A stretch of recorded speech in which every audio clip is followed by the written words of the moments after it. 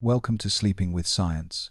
Tonight, as you settle into stillness, we will explore the hidden flow of knowledge, the quiet rhythm by which the human mind learns, remembers, and transforms. This channel is made to help you rest while learning, to let calm and understanding exist in the same gentle breath. You do not have to concentrate, analyze, or hold on to each word. Simply listen. The mind will absorb what it needs, even as it drifts towards sleep. If rest does not come immediately, that is perfectly fine. Sleep has its own timing, and so does learning. Both move in waves, rising, pausing, returning. For now, let your breathing find its natural pace. Feel the steady rise of the chest, the quiet fall of the shoulders, the pulse beneath the skin. Even this simple rhythm mirrors the inner patterns we will speak of tonight. If you enjoy the way knowledge and peace can coexist, remember to like and subscribe so you can return whenever you wish to travel again through the landscapes of science and sleep. Now, imagine the mind not as a container but as a current. Information does not sit inside it, it moves.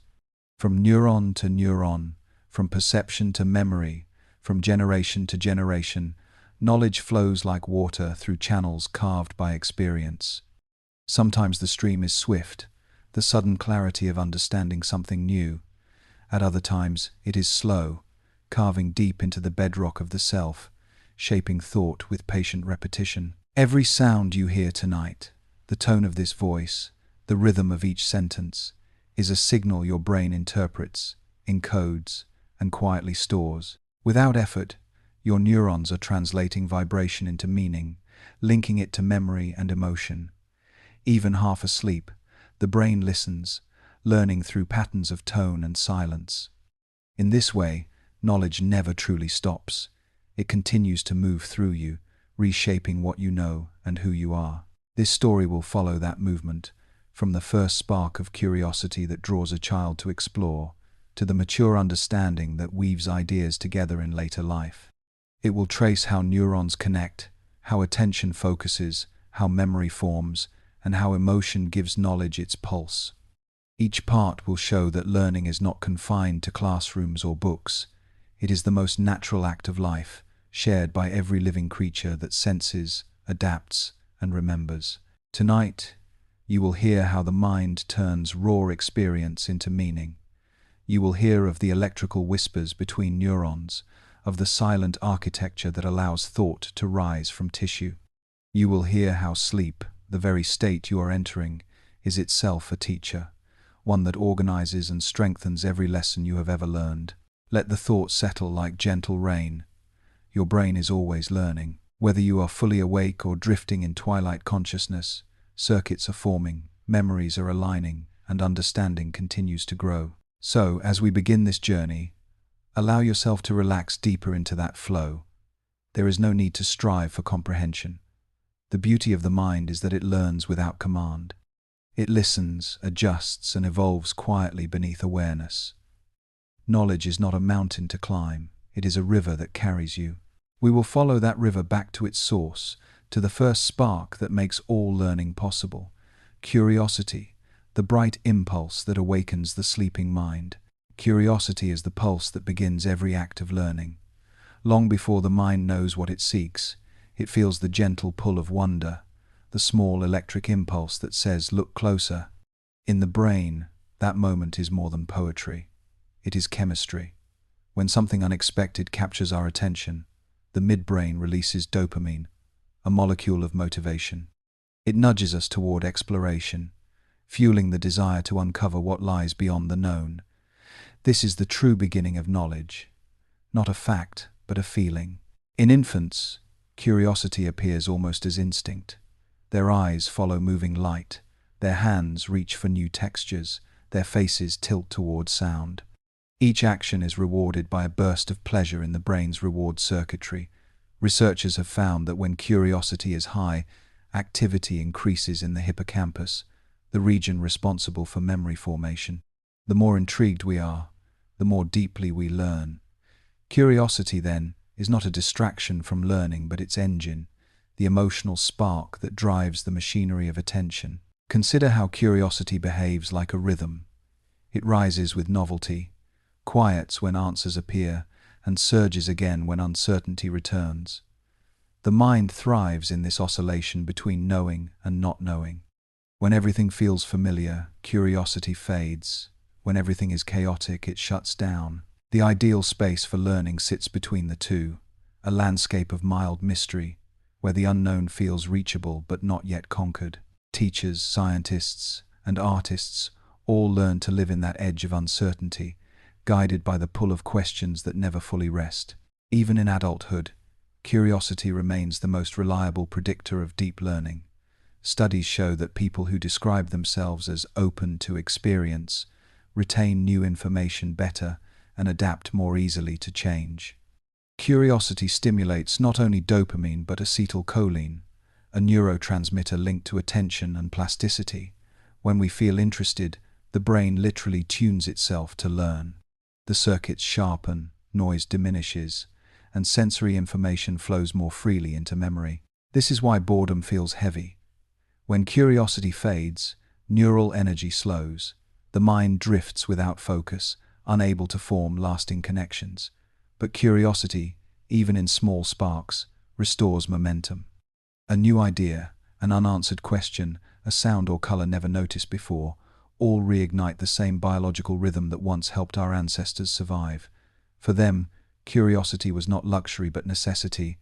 Those who explored beyond the safe boundary found food, shelter, and innovation. The human brain, shaped by millennia of exploration, is still built to seek. In moments of genuine curiosity, the line between effort and ease dissolves. The learner leans forward, not because they must, but because they want to know. The experience itself becomes rewarding. This is the mind's way of sustaining discovery. Learning is not merely an accumulation of answers, it is the endless renewal of interest. Now, as you rest, think of curiosity as a current that still runs quietly beneath your awareness. Even as your body slows, your mind continues to wander, tracing faint lines between thoughts. It is searching for coherence, looking for patterns, making meaning from silence. You do not need to guide it. Curiosity knows where to go. Every idea, every sound, every memory that drifts through you tonight can be part of that process. The first sparks of curiosity never truly fade. They move from childhood wonder to adult reflection, from play to contemplation. In that continuity lies the essence of learning, a rhythm of questions, each one lighting the next. And as the night deepens, that rhythm softens too. The same curiosity that once made you ask why the stars shine now turns inward, quietly observing the patterns of thought themselves. The journey of learning begins in wonder, and wonder, like the flow of knowledge, never truly ends. Beneath every moment of understanding lies a structure, delicate, intricate, and alive. The brain is not a static library of knowledge but a vast city in motion. Its avenues are neural pathways, its intersections are synapses, and its skyline glows with the signals of thought. Around 80 billion neurons dwell within this living architecture, each one a small node of possibility, forming and dissolving connections as the mind learns. Every neuron is a communicator. It receives input through branching dendrites, processes it in the cell body, and sends it forward through an axon to the next neuron. These exchanges happen in thousandths of a second, carried by chemical messengers called neurotransmitters. It is here, in the synapse, that knowledge changes form. What begins as experience transforms into signal, then into structure. The moment a lesson is learned, the city of the brain subtly rebuilds itself. Within this network, certain regions serve as specialized districts. The hippocampus is the archivist, encoding memories and linking them to context. The prefrontal cortex is the planner, orchestrating decisions and directing focus. The cerebellum refines movement, timing, and even thought patterns, once believed to be purely physical but now known to shape cognition. Together, they coordinate in harmony, creating what we experience as understanding. When scientists map brain activity with fMRI scans, they observe not isolated sparks, but waves of activation flowing across regions. Learning, it seems, is not confined to a single location. It is a networked event. Each new concept recruits many systems at once. Sensory perception, language, emotion, and logic all participate. The strength of learning depends on how well these systems synchronize, like instruments tuning to the same key. Neuroscientists describe this coordination as functional connectivity. The more often two neurons fire together, the stronger their bond becomes. Donald Hebb captured this in a single phrase: neurons that fire together, wire together. It means that each repetition of a skill or idea literally strengthens the architecture of thought, building faster and more efficient pathways. Over time, what once demanded effort becomes automatic. A pianist no longer thinks about each key, a reader no longer decodes each letter. The city of the brain has built a shortcut, an elegant bridge of understanding. The architecture is not fixed. With every new experience, new roads form and old ones fade. This adaptability, called neuroplasticity, ensures that the brain remains a living, breathing map of everything we learn. It is both resilient and vulnerable. Neglect, stress, or lack of stimulation can cause pathways to weaken. But the moment curiosity returns, construction begins again. Learning is the constant renovation of the self. Imagine, for a moment, standing above that neural city at night. Beneath you, billions of tiny lights blink and fade, communicating silently. Some signals travel short distances, simple reflexes and habits. Others arc across great neural boulevards, connecting memory, emotion, and vision in a single insight. Somewhere in that web, a new idea takes shape. A single connection strengthens, and something inside you shifts from unknown to understood. That instant is both invisible and profound. The architecture of thought has just changed. And though you may never feel the construction taking place, its effects ripple outward, guiding how you see, remember, and respond to the world. As you rest now, your own neural city continues its quiet work. Synapses adjust, connections reinforce, signals find smoother paths. The flow of knowledge moves through you like light through streets after rain, soft, reflective, and alive.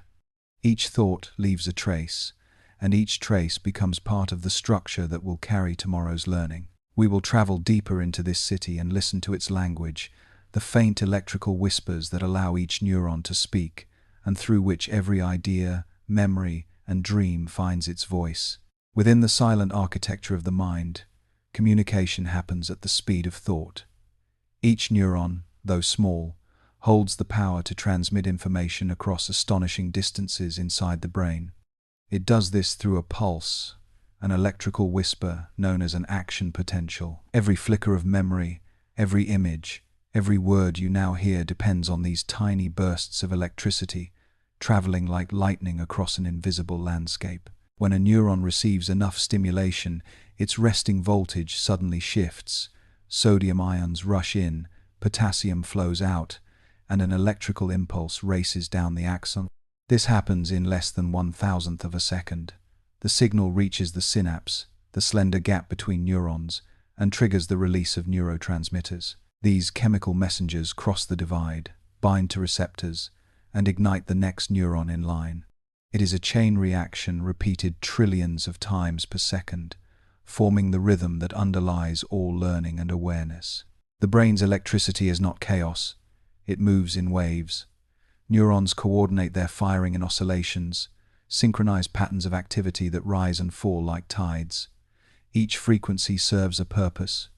Beta waves dominate during focus and problem solving. Alpha waves emerge when the mind is calm but alert. Theta waves accompany daydreaming and memory retrieval, while delta waves mark the descent into deep restorative sleep. These waves are the brain's internal music, keeping thought, attention, and rest in time with one another. Learning depends on this coordination. When neurons fire in harmony, they communicate more effectively, allowing distant regions of the brain to share information. If the timing slips, if the rhythm breaks, understanding falters. This is why distraction and fatigue disrupt learning. They disturb the synchronization that knowledge requires.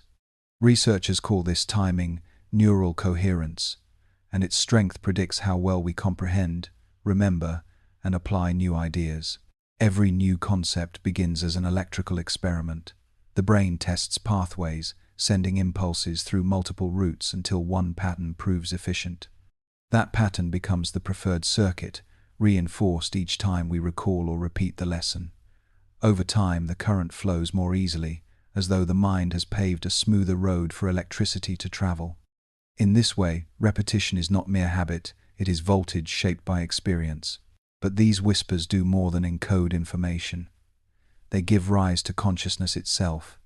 Each thought, each emotion, each image flickering through your awareness is an emergent pattern born from billions of tiny signals. The mind is not contained in any single neuron but in their collective symphony. Scientists once compared this activity to a computer's binary code, but the metaphor falls short. The brain's communication is fluid, adaptive, and deeply alive. Its rhythms shift with attention, emotion, and even intention. Electrical signals also speak to memory. When you recall something, a word, a face, a feeling, the original pattern of neural firing is reactivated. The same pathways light up again, replaying the sequence that first created the experience. This reactivation strengthens the memory further, carving it deeper into the brain's electric landscape. Memory, then, is not storage but performance, a song replayed each time it is remembered. As you rest now, your brain continues to hum with low electrical tones. Even in sleep, neurons fire in slow, sweeping waves that help consolidate the day's learning. The electrical whispers never cease, they simply change tempo. What was once the sharp rhythm of focus becomes the gentle pulse of dreaming.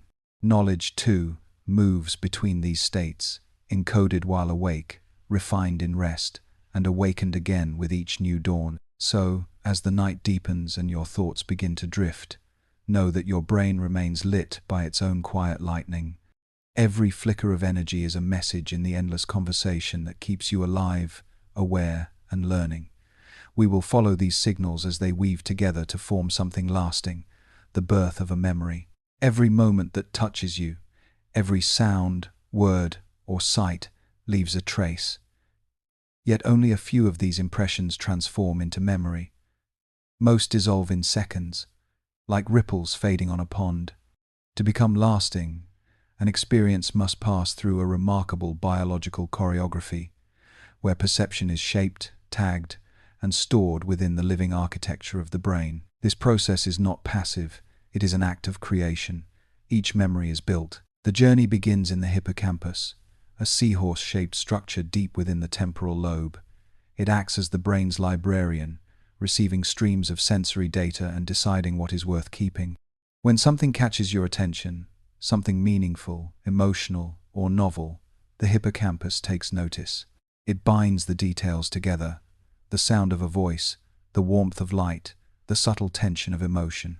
For a brief time, the memory remains fragile, existing as a pattern of connections that can easily fade unless reinforced. Encoding is the first stage. Here, sensory information is transformed into neural code. It is as if the brain translates experience into electricity and chemistry. Neurons that respond to different aspects of the event begin to fire together, and through repetition or emotional importance, they form a circuit. This is the principle of Hebbian learning. Neurons that fire together, wire together. The stronger the pattern, the more likely it will endure. Next comes consolidation, when short-term memories migrate into long-term storage. This process can take hours or days, and often happens during rest or sleep. During slow-wave sleep, the hippocampus replays the day's experiences in compressed bursts of activity, sending them toward the cortex, where they become more stable. It is as if the mind reviews its notes, rewriting them into deeper ink.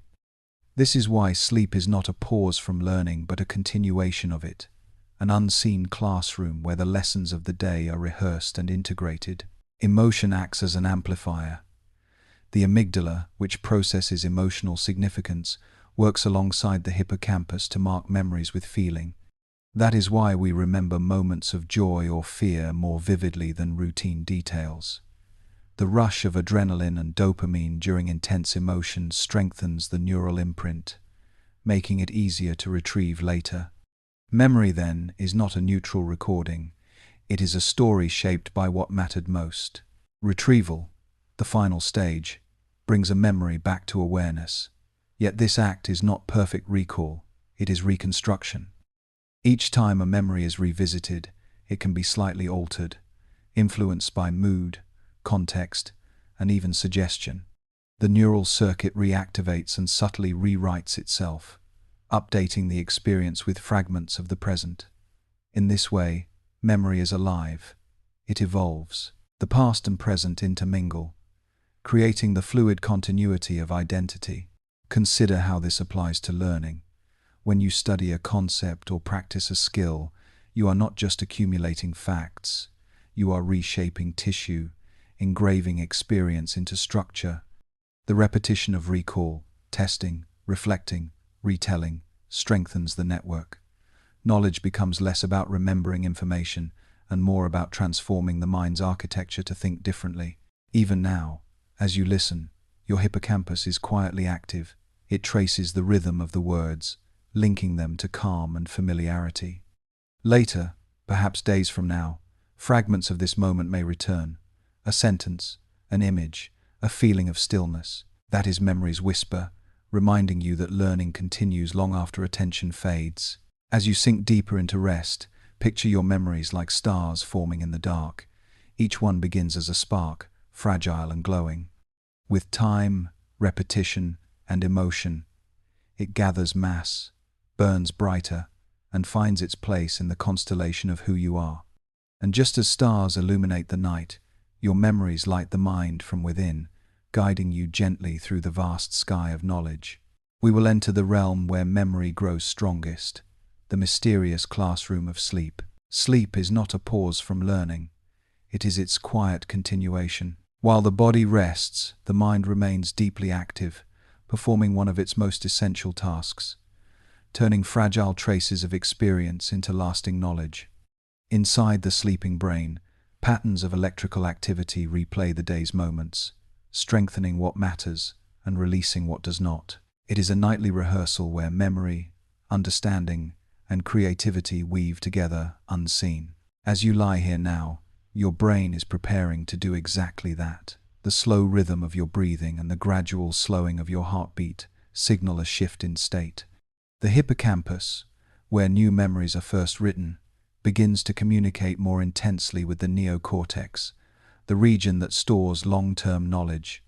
In this dialogue, the hippocampus replays the sequences of neural firing that occurred during the day, often in rapid bursts called sharp wave ripples. Each ripple whispers a lesson to the cortex. Remember this. Research with both humans and animals shows that these replays are precise. In one famous study, scientists trained rats to run a maze. Later, as the rats slept, electrodes recorded the same patterns of neural activity repeating in their brains, as though they were dreaming of the maze. Similar replay occurs in humans. When we learn a melody, a language, or even a list of words, those patterns echo again at night, consolidating into structure. Sleep is the hidden classroom where today's knowledge becomes tomorrow's skill. There are stages to this process. Slow wave sleep, the deepest non-REM phase, acts as the mind's filing system. Here, the hippocampus empties its temporary storage, transferring information to the cortex. REM sleep, when dreaming is most vivid, integrates these new memories with emotion, creativity, and imagination. It connects fragments that waking logic keeps apart, allowing sudden insights to emerge. This is why solutions sometimes appear after rest. The mind has quietly solved the problem while the body slept. During sleep, the brain also performs housekeeping. The glymphatic system, a network that clears metabolic waste, becomes more active, washing away the byproducts of waking thought. Among these is beta amyloid, a protein associated with cognitive decline when it accumulates. In this way, sleep is both restoration and protection. It clears the space where new learning can take root, preparing the mind for another day of discovery. Dreams, too, have their role. Though often surreal, they may serve to integrate experiences, test emotional responses, or strengthen creative associations. When the mind dreams of flying, falling, or speaking with the past, it is rehearsing patterns of meaning, connecting emotional circuits to memory. The dream is not chaos, it is the mind in dialogue with itself. The absence of sleep, in contrast, disrupts every step of learning. Experiments show that even one night of deprivation can reduce hippocampal activity by nearly half, making new memories difficult to form. Concentration weakens, attention scatters, and emotional regulation falters. Over time, this debt accumulates, blurring clarity and dulling curiosity. The mind needs rhythm, the alternation of wakeful absorption and restful consolidation. Without it, knowledge loses its shape. So as you drift now, know that sleep is not the end of learning but its essential partner. The same brain that once explored the world in daylight now turns inward to explore itself. Neurons pulse in soft waves, replaying the language of the day.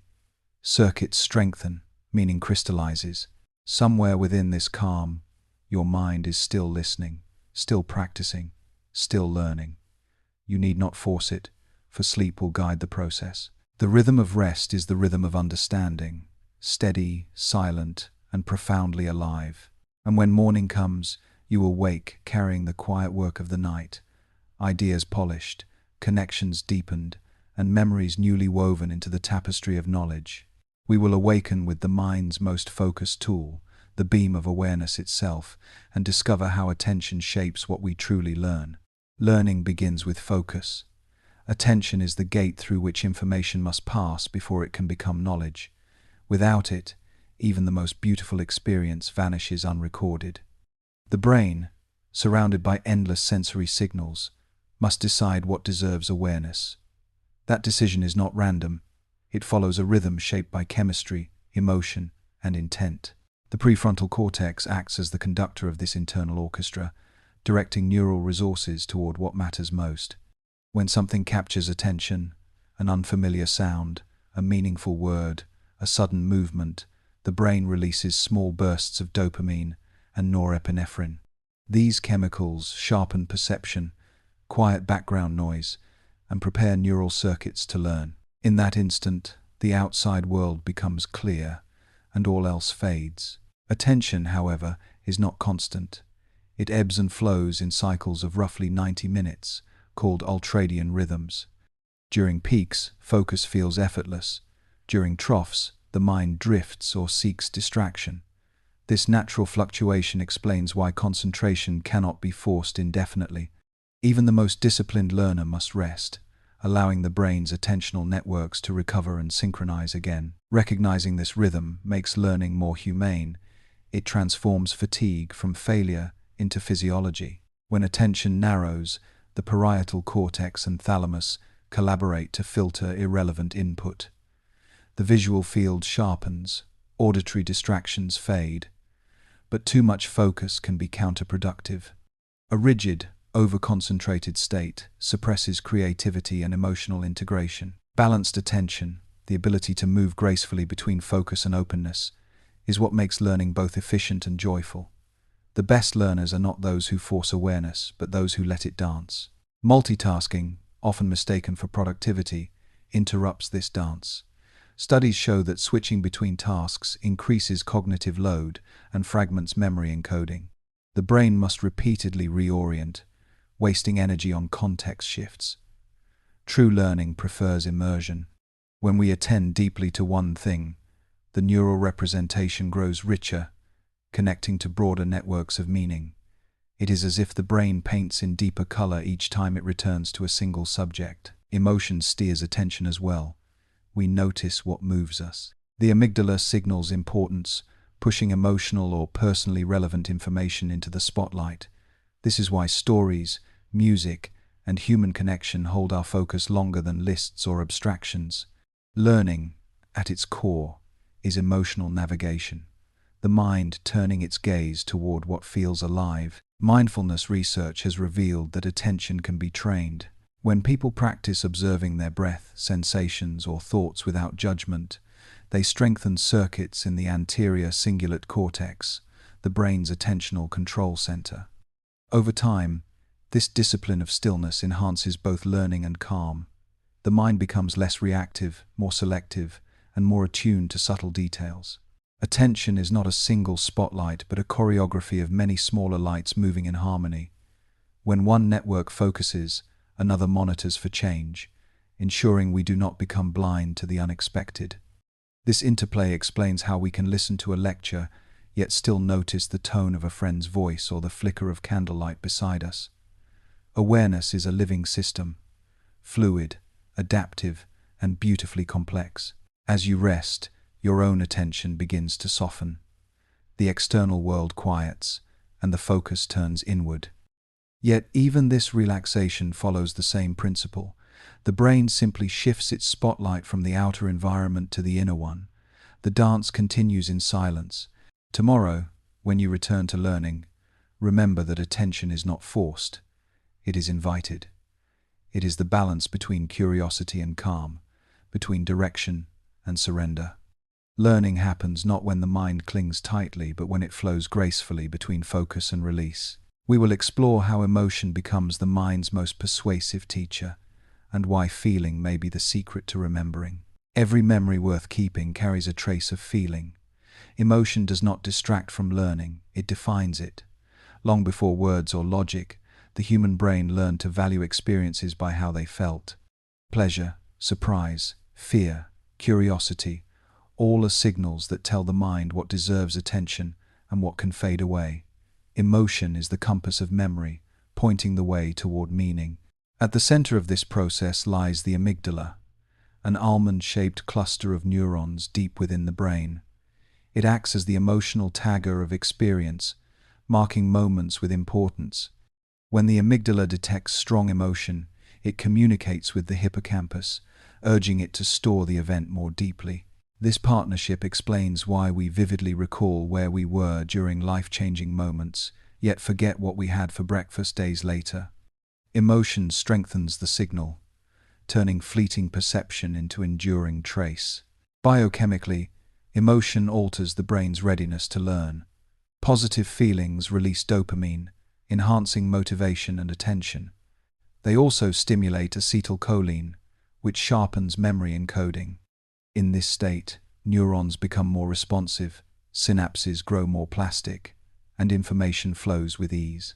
Negative emotions, like fear or shame, also heighten memory, but they narrow focus, reducing flexibility and creativity. The mind remembers pain efficiently, yet such learning often lacks the joy that sustains curiosity. This is why emotionally supportive learning environments are so powerful. When the brain feels safe, it stays open to complexity and novelty. Teachers, parents, and mentors who offer encouragement trigger oxytocin, a hormone of trust and bonding. This chemistry promotes calm exploration and resilience. The learner's brain interprets safety as permission to grow. In contrast, environments filled with criticism or unpredictability produce cortisol, the stress hormone, which can shrink the hippocampus and inhibit learning altogether. Even solitary learners rely on emotion. Motivation itself is emotional energy, directed toward a goal. The thrill of solving a puzzle, the pride of understanding a concept, the quiet satisfaction after mastering a skill, all of these are emotional reinforcements that keep the cycle of curiosity alive. Learning, at its core, is the art of transforming emotion into understanding. Stories have always harnessed this truth. A concept wrapped in narrative travels further into memory because it stirs empathy and imagination. Neuroscientists observing readers find that stories activate not only language areas but also sensory and motor regions, as if the listener were living the experience. Emotion bridges thought and embodiment, making knowledge visceral. This is why education built on facts alone feels hollow. The mind needs to feel the truth to believe it. Emotion also shapes judgment and wisdom. As we accumulate knowledge, we do not store it in isolation but in emotional context. Decision-making depends as much on the emotional weight of past outcomes as on logical reasoning. The ventromedial prefrontal cortex, which integrates feeling and thought, helps us learn not only what to do, but how it feels when we choose well. This is the root of intuition, the fusion of emotional memory with rational reflection. As you rest, your emotional systems remain active, The day's experiences are being sorted by their feeling tone: pleasant, unpleasant, neutral. The mind keeps what resonates and lets the rest dissolve. This quiet sorting is why sleep can soothe pain or soften anxiety. Emotion and memory are being rebalanced beneath awareness. In this calm state, the boundary between feeling and thought blurs.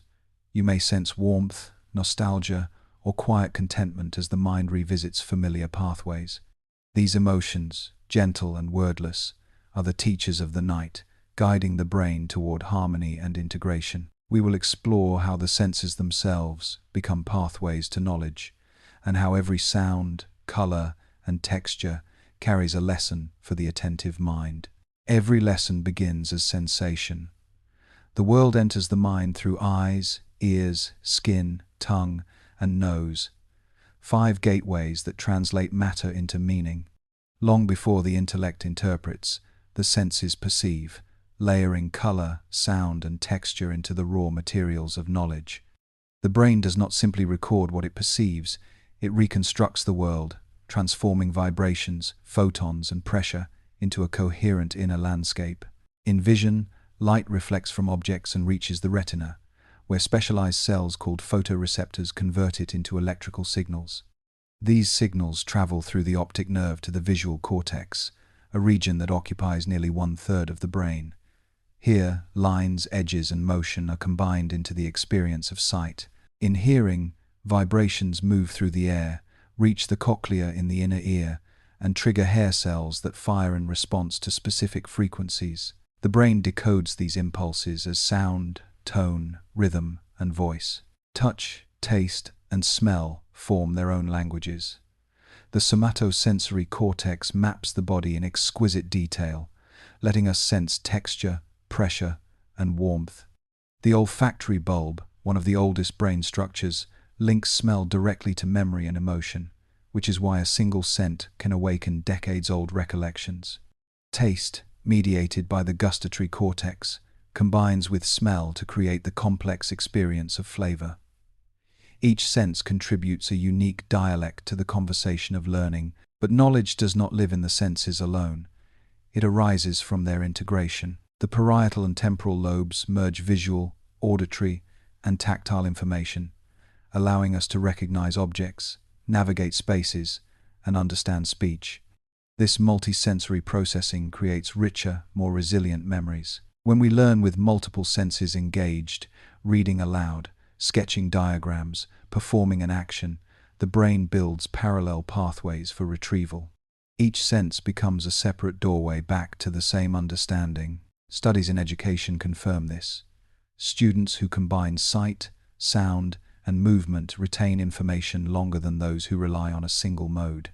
A child tracing letters while saying their sounds learns faster, because the body reinforces what the eyes and ears perceive.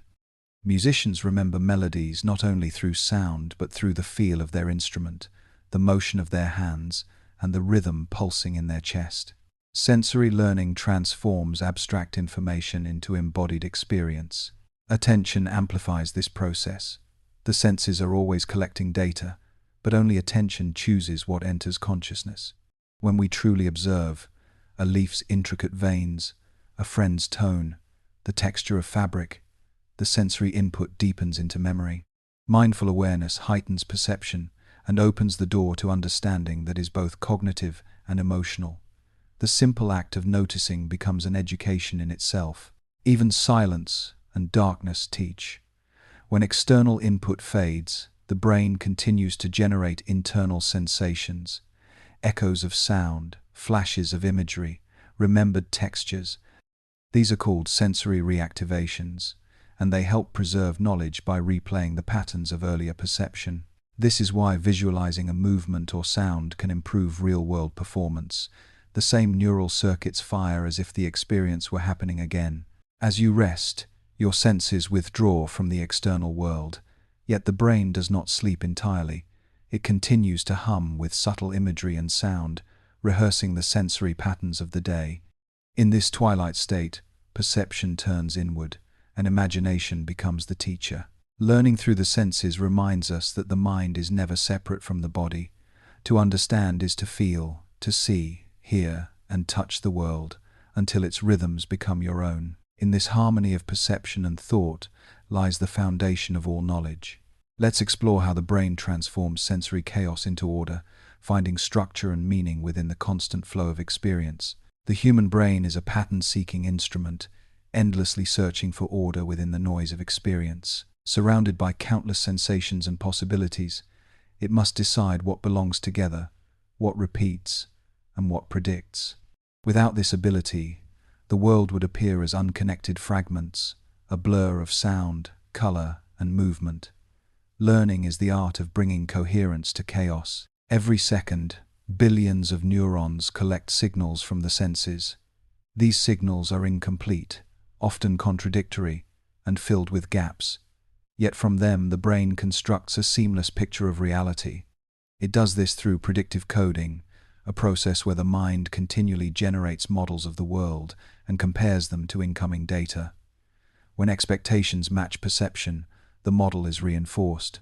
When they differ, the brain updates its map, adjusting the internal rhythm of understanding. This cycle of prediction and correction is the foundation of learning. Each new idea begins as a hypothesis, tested against experience. A child expects a ball to fall when dropped. When it bounces, curiosity ignites, and a new model forms. Scientists follow the same rhythm on a grander scale, refining theories through experiment and revision. The mechanism is identical. Error leads to adaptation, and adaptation becomes knowledge. Even perception itself is guided by prediction. The visual cortex anticipates what should appear in a familiar scene, filling in blanks before information arrives. This efficiency allows us to read incomplete text, recognize melodies after only a few notes, or sense emotion in another's face before words are spoken.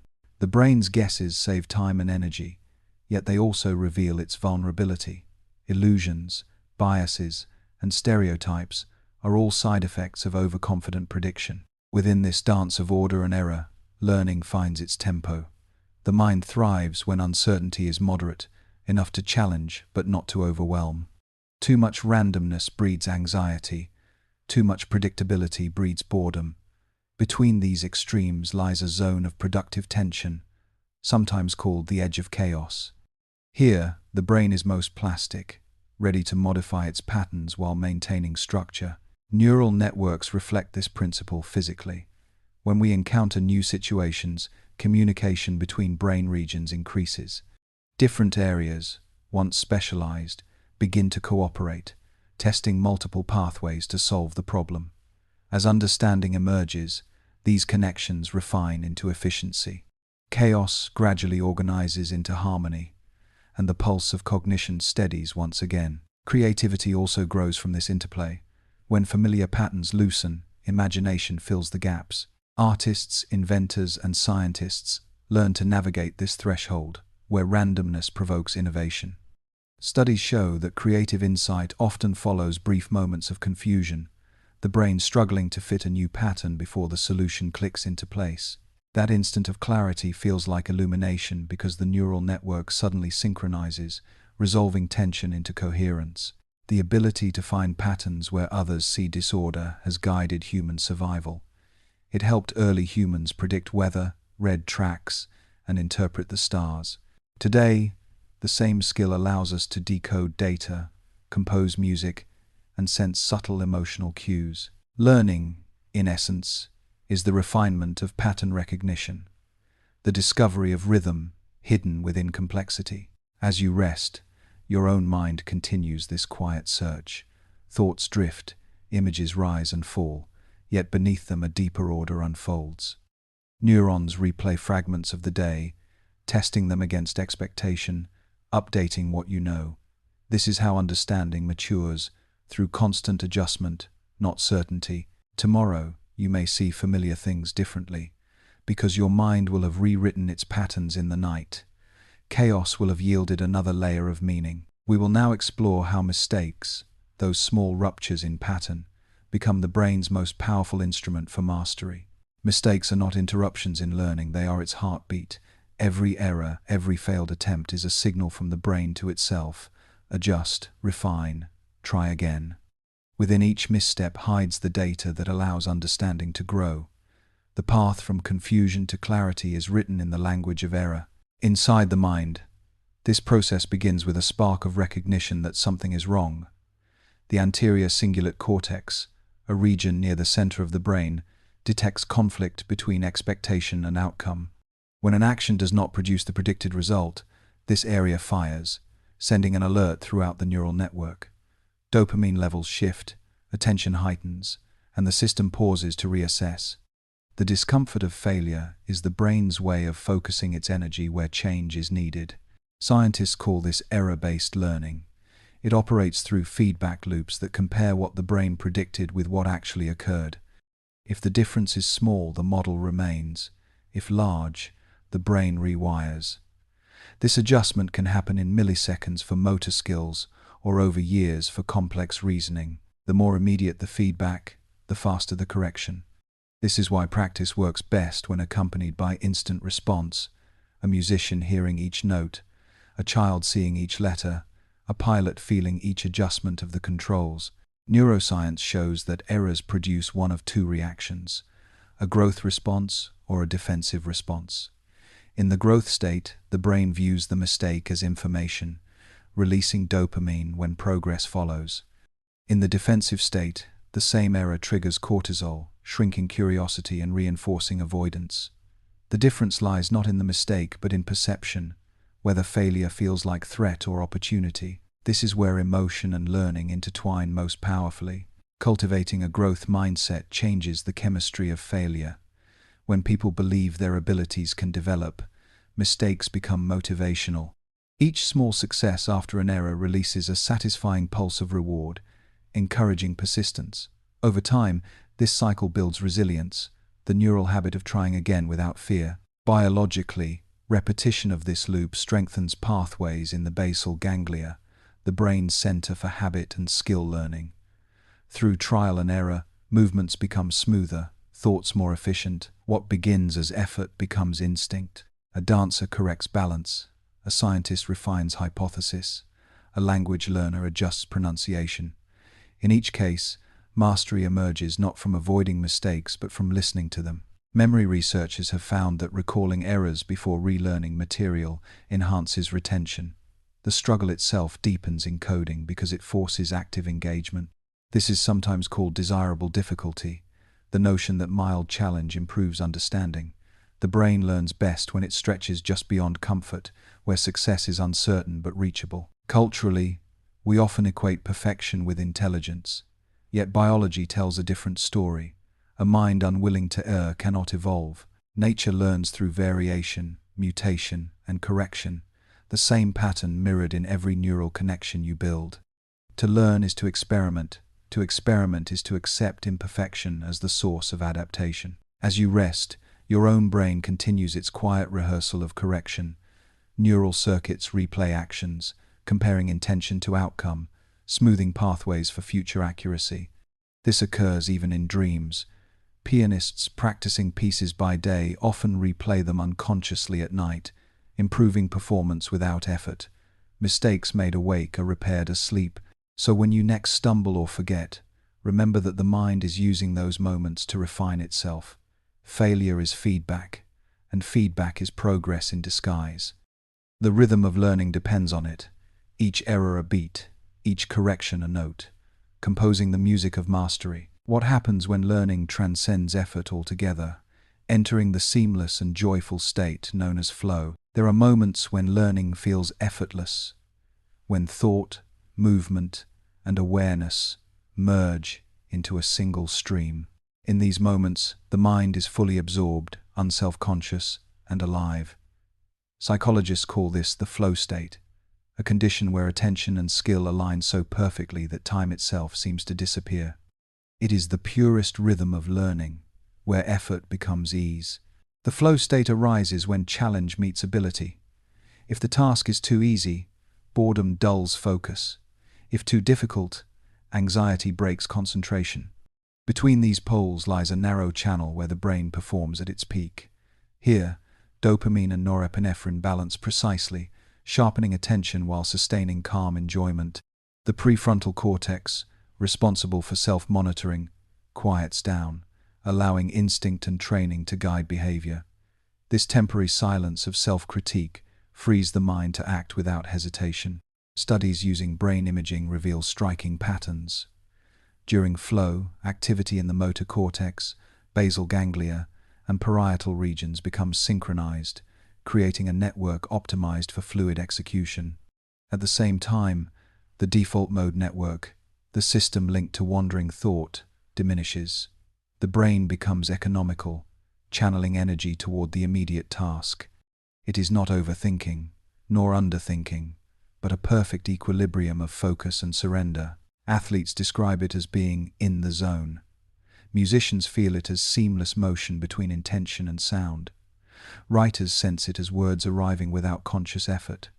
Though experiences differ, the physiology is the same. Heart rate steadies, sensory perception heightens, and attention narrows to the present moment. The body and mind become a single instrument playing the song of mastery. Flow also enhances learning and memory. Because the brain releases dopamine during this state, neural plasticity increases. Information encoded during flow is more likely to be retained and integrated with existing knowledge. This is why immersive practice produces exponential improvement. The learner is not merely performing but rewiring. Each repetition within flow strengthens circuits more effectively than hours of distracted effort. The experience feels deeply rewarding because it aligns with our evolutionary design. Early humans needed intense focus to hunt, create tools, and navigate risk. Flow was the state that kept them alive, a biological reward for total engagement. In modern life, it still serves the same purpose, but in subtler forms, solving a problem, playing an instrument, painting, or even listening so deeply that thought dissolves into comprehension. Reaching flow requires balance. Distractions, fear of failure, or self-conscious thought pull the mind out of alignment. Flow demands trust, the willingness to let knowledge act through you rather than forcing control. The more skilled the learner, the easier this surrender becomes.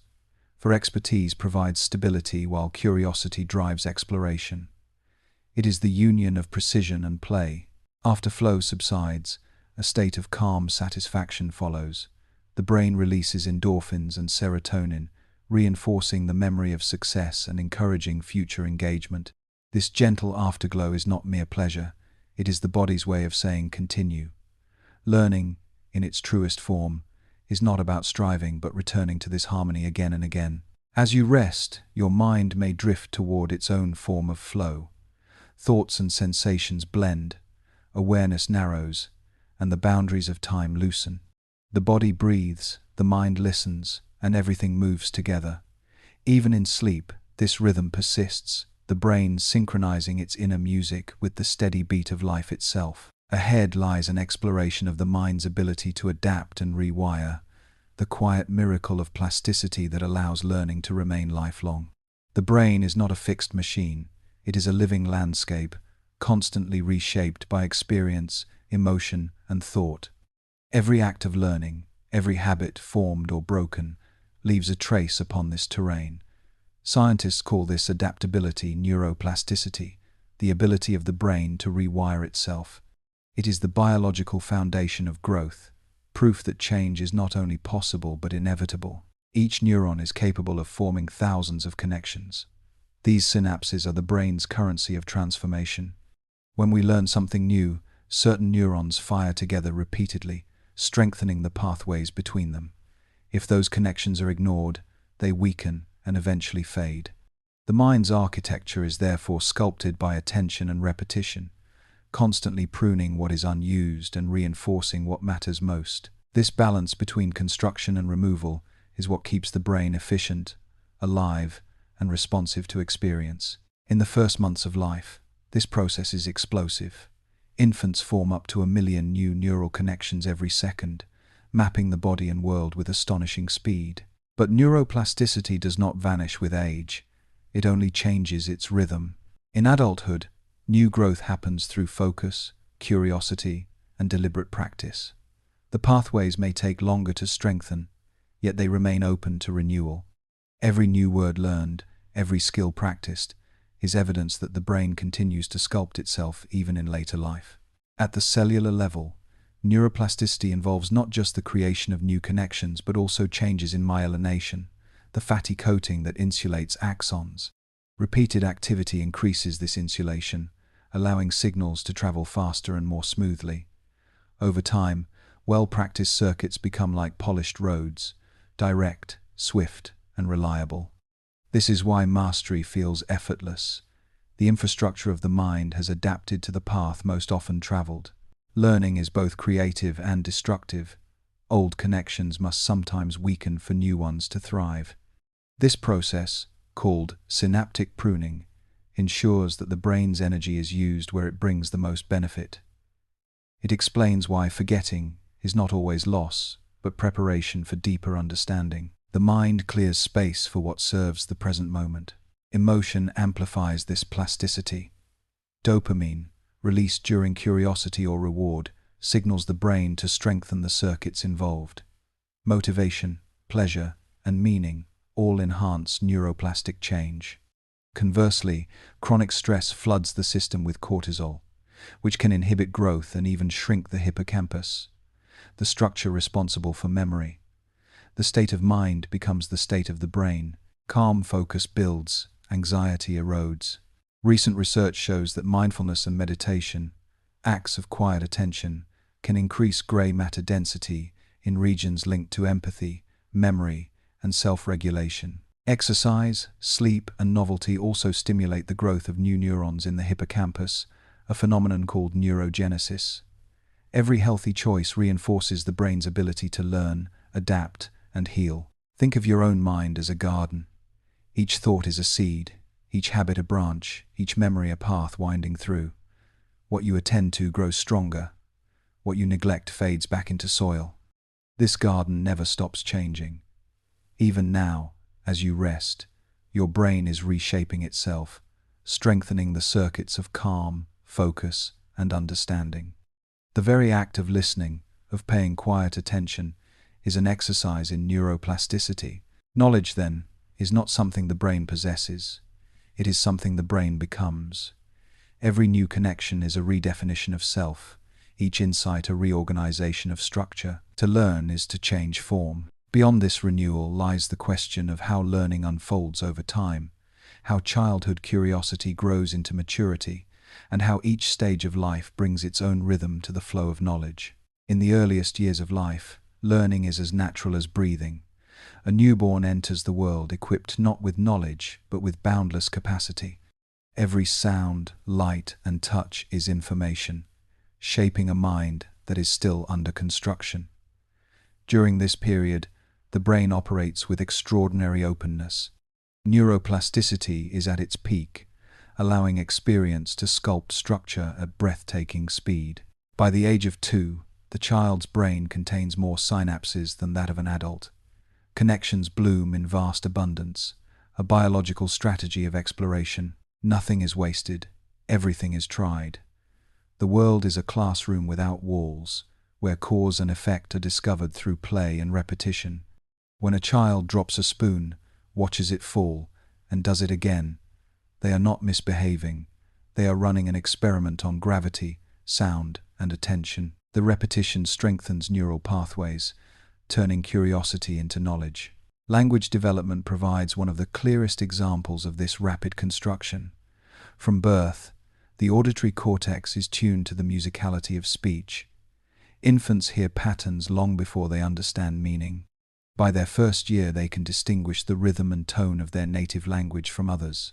As they mimic sounds, neurons in Broca's and Wernicke's areas synchronize, creating the foundation of communication. Each babble, each word, is a victory of coordination between hearing, motor control, and memory. Play is the child's method of research. Through play, the brain practices prediction, imagination, and social understanding. Pretending that a stick is a sword or a block, a castle exercises the prefrontal cortex, the region that will later handle planning, reasoning, and empathy. Unstructured play also trains flexibility, allowing the young mind to shift perspectives and solve problems creatively. Far from being idle time, it is the architecture of intelligence in motion. Emotional safety is the soil that nurtures all of this growth. When a caregiver responds with warmth and predictability, the child's nervous system learns that the world is safe enough to explore. The hormone oxytocin, released through gentle touch and eye contact, fosters trust and connection. This emotional stability fuels curiosity, while chronic fear or neglect dampens it. A secure environment literally expands the child's capacity to learn by calming the amygdala and freeing cognitive resources for discovery. Motor development and sensory exploration follow the same pattern. Crawling, walking, stacking, tasting, touching. Each new movement refines the brain's internal map of the body and its relationship to space.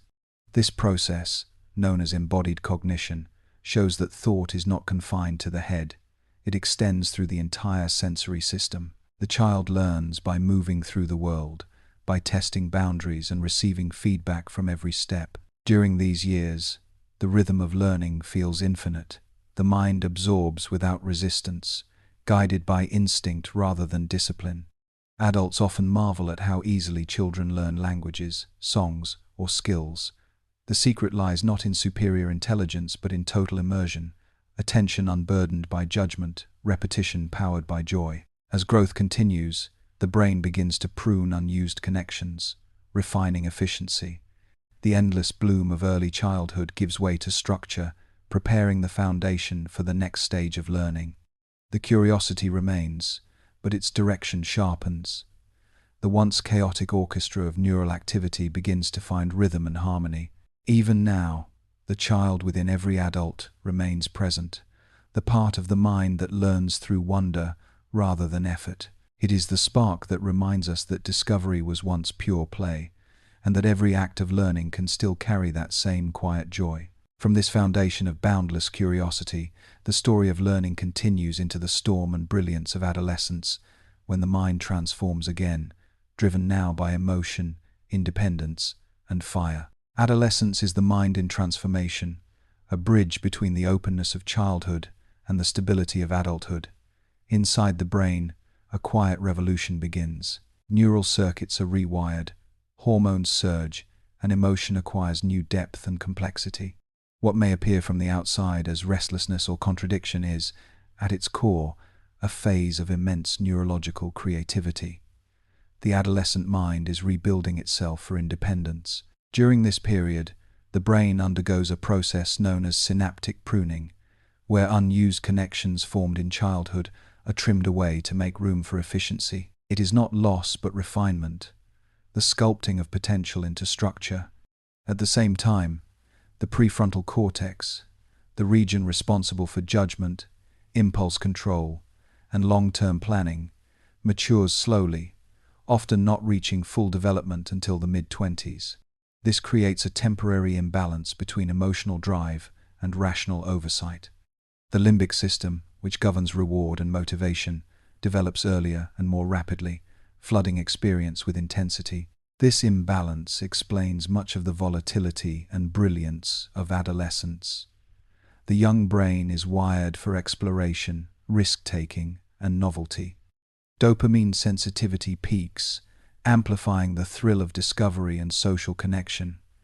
New friendships, art, music, and ideals carry magnetic power because they engage this reward system so completely.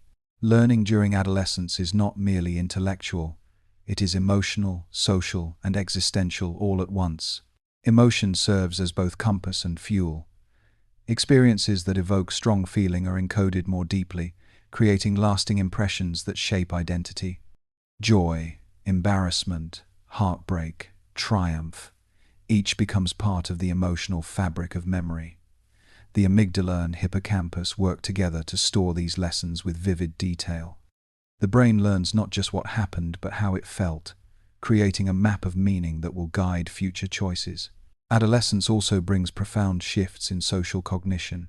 Mirror neurons, which allow empathy and imitation, become highly active. Teenagers become acutely aware of how others perceive them, a sensitivity that can lead to both self-consciousness and compassion. Group belonging takes on evolutionary importance. In ancient environments, peers were the team for survival. This drive for social integration is why collaboration, mentorship, and shared purpose are so effective in guiding adolescent learning. Risk-taking, often misunderstood as recklessness, is a developmental necessity. By testing limits, the adolescent brain gathers data about consequence and resilience. Supervised freedom, opportunities to explore safely, helps refine decision-making. Shielding young minds from all challenge can stunt their growth as surely as neglect. The brain must feel the edges of its capabilities to know its shape. Creativity flourishes during this stage. The same neural plasticity that makes adolescence turbulent also enables innovation. The blend of emotional intensity, idealism, and curiosity fuels artistic and intellectual breakthroughs. Many lifelong passions and talents emerge here, driven by the search for authenticity, the desire to know not just how the world works, but where one belongs within it. Though parents and teachers may witness defiance or withdrawal, these behaviors often reflect an essential inner task, the creation of a self distinct from authority. The adolescent mind learns not only facts but autonomy. It experiments with values, boundaries, and beliefs, assembling a worldview from fragments of experience. Amid this storm of change, the adolescent brain is remarkably adaptable. With guidance, patience, and trust, it transforms intensity into purpose. The once chaotic energy of youth becomes the momentum for lifelong learning. And as maturity approaches, the storm begins to settle. Connections stabilize, impulses soften into intention, and emotion finds balance with reason. Out of the turbulence emerges the adult learner, shaped by passion, tempered by reflection, ready to channel curiosity into lasting understanding. Adulthood brings a quieter rhythm of learning. The pace slows, but the depth expands. What once came easily through imitation or play now requires deliberate effort, yet the reward is richer, understanding layered with experience. The adult mind no longer learns simply to explore. It learns to integrate, to connect, and to make sense of what life has already revealed. Biologically, the brain in adulthood remains highly capable. Neuroplasticity persists, though it depends more on focus, repetition, and emotion. New skills can still carve fresh pathways, but they must compete with existing networks shaped by years of habit. The prefrontal cortex, now fully matured, excels at planning, decision-making, and abstraction. It allows adults to link ideas across time, to recall the past while imagining the future, to see patterns and consequences in complex systems. This ability makes learning less spontaneous but far more strategic. Experience becomes both a gift and a bias. Prior knowledge helps interpret new information quickly, yet it can also filter what is seen and limit openness. Adults tend to fit the unfamiliar into familiar categories, sometimes resisting what challenges deeply held beliefs. True learning at this stage requires humility, a willingness to unlearn and rebuild. Those who maintain curiosity preserve the youthful quality of mind, allowing growth to continue long after novelty fades. Motivation changes as well. For children, learning is driven by exploration. For adolescents, by emotion. For adults, by meaning. A new language, a professional skill, or a philosophical idea is often pursued not for approval but for relevance. To improve, to understand, to contribute. This deeper motivation engages the brain's reward system differently, linking knowledge to purpose. Dopamine still flows, but now it responds to fulfillment rather than excitement. Emotion remains essential to this process. Adults learn best when knowledge connects to values, memories, or relationships. A historical event resonates more when tied to family heritage. A scientific idea feels alive when applied to health or community. Emotion transforms abstract concepts into personal significance, allowing them to take root. Reflection becomes a major tool for learning in adulthood. The ability to observe one's own thoughts, called metacognition, strengthens with age. Adults can step back, assess progress, and adapt strategies. This self-awareness turns learning into an intentional act rather than an accidental one. Research shows that adults who actively reflect on what they learn consolidate knowledge more effectively and transfer it to new situations. Time also becomes a teacher. Repetition stretches over years, allowing mastery through sustained engagement. Patience replaces haste. Skills such as writing, mentoring, or craftsmanship reveal new depths only through slow refinement. The adult learner begins to understand that true knowledge is not accumulation but integration, the weaving of information, memory, and emotion into wisdom. External demands, however, can make this stage of learning fragile. Responsibilities, stress, and fatigue compete for attention, yet even here, the brain adapts. Short, focused sessions of practice, rest, and spaced repetition harness the efficiency of mature cognition. Adults often learn best in intervals, allowing the mind to consolidate between efforts. In adulthood, learning becomes an act of intention.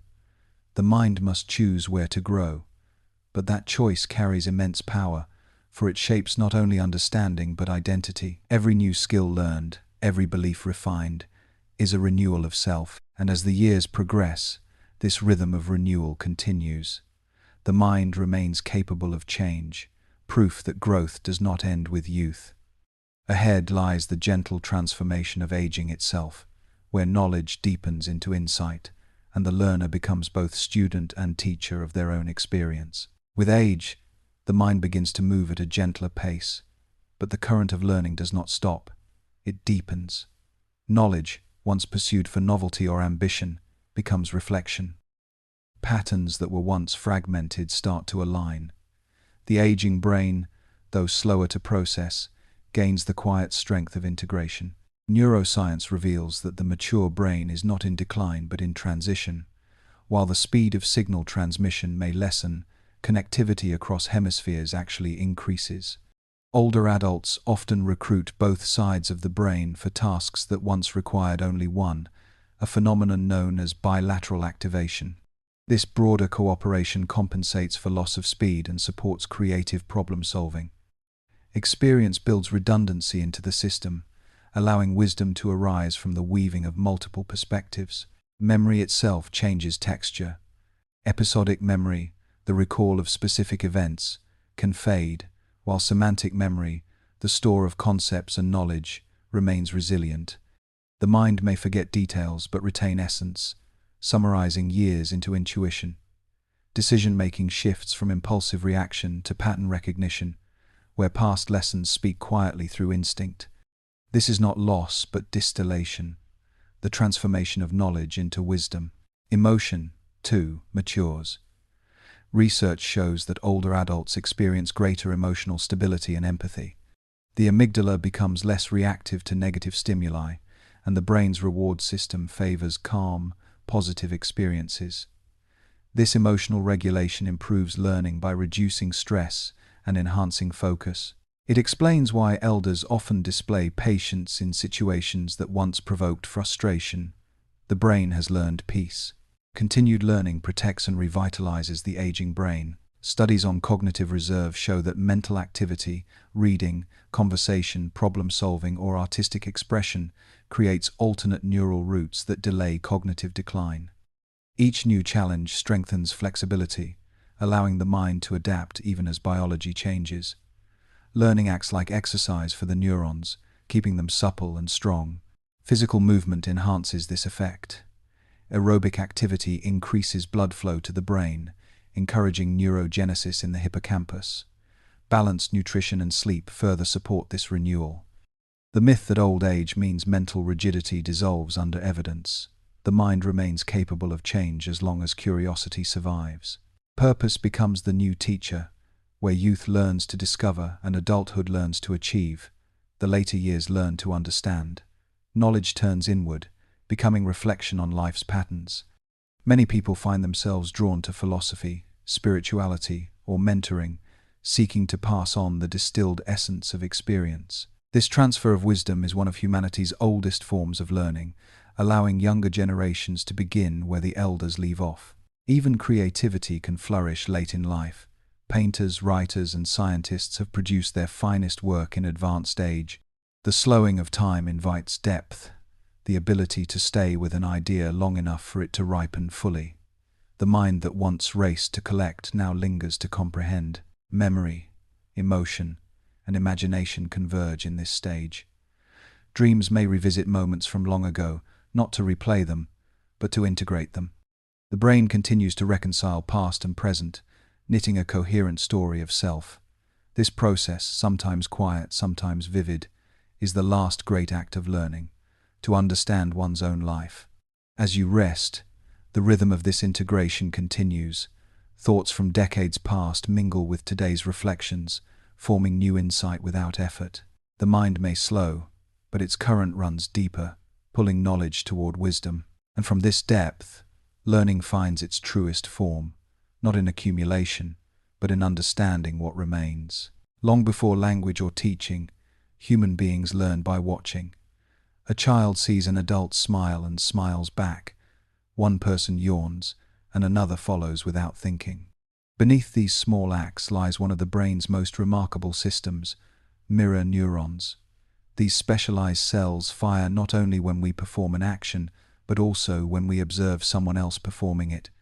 They allow us to feel what others feel, to understand through imitation, and to learn through empathy.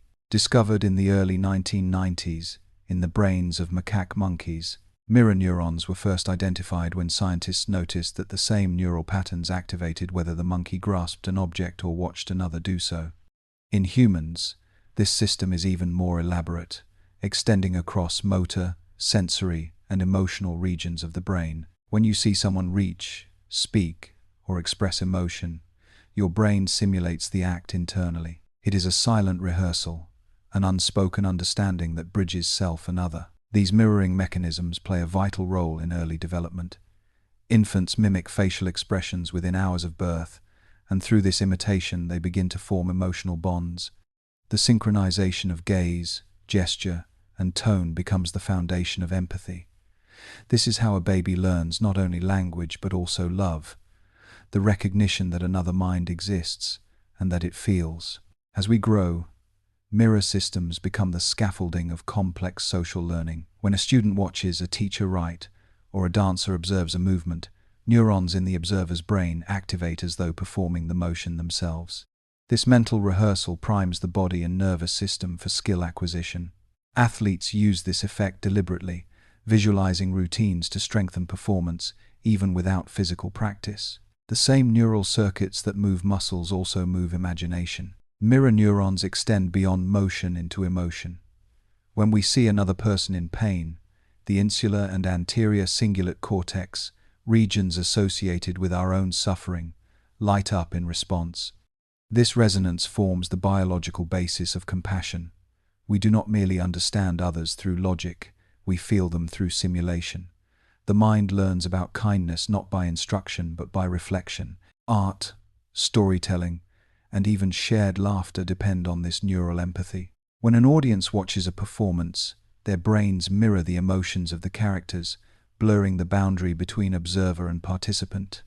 A painting, a melody, or a poem becomes a conversation between nervous systems, each responding to the other in invisible harmony. The same process allows cultures to transmit values and meaning across generations. Disorders that affect social understanding, such as autism spectrum conditions, are being studied through the lens of mirror neuron function. Differences in mirroring may explain why some individuals find it difficult to interpret facial expressions or emotional tone.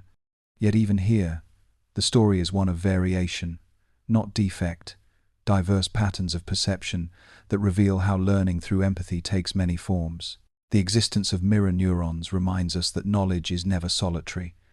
Learning happens in relationship, through shared gestures, glances, and emotions. Every interaction leaves an imprint on the brain, shaping how we think and who we become.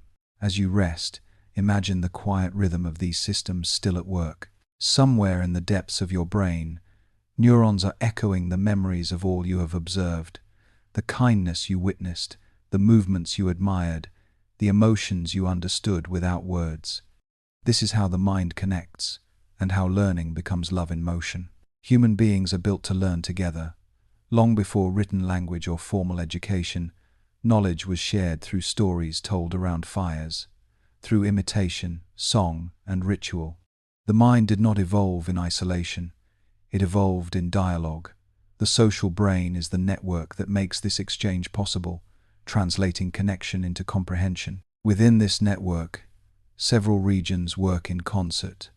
The prefrontal cortex manages social judgment and empathy, allowing us to read intentions.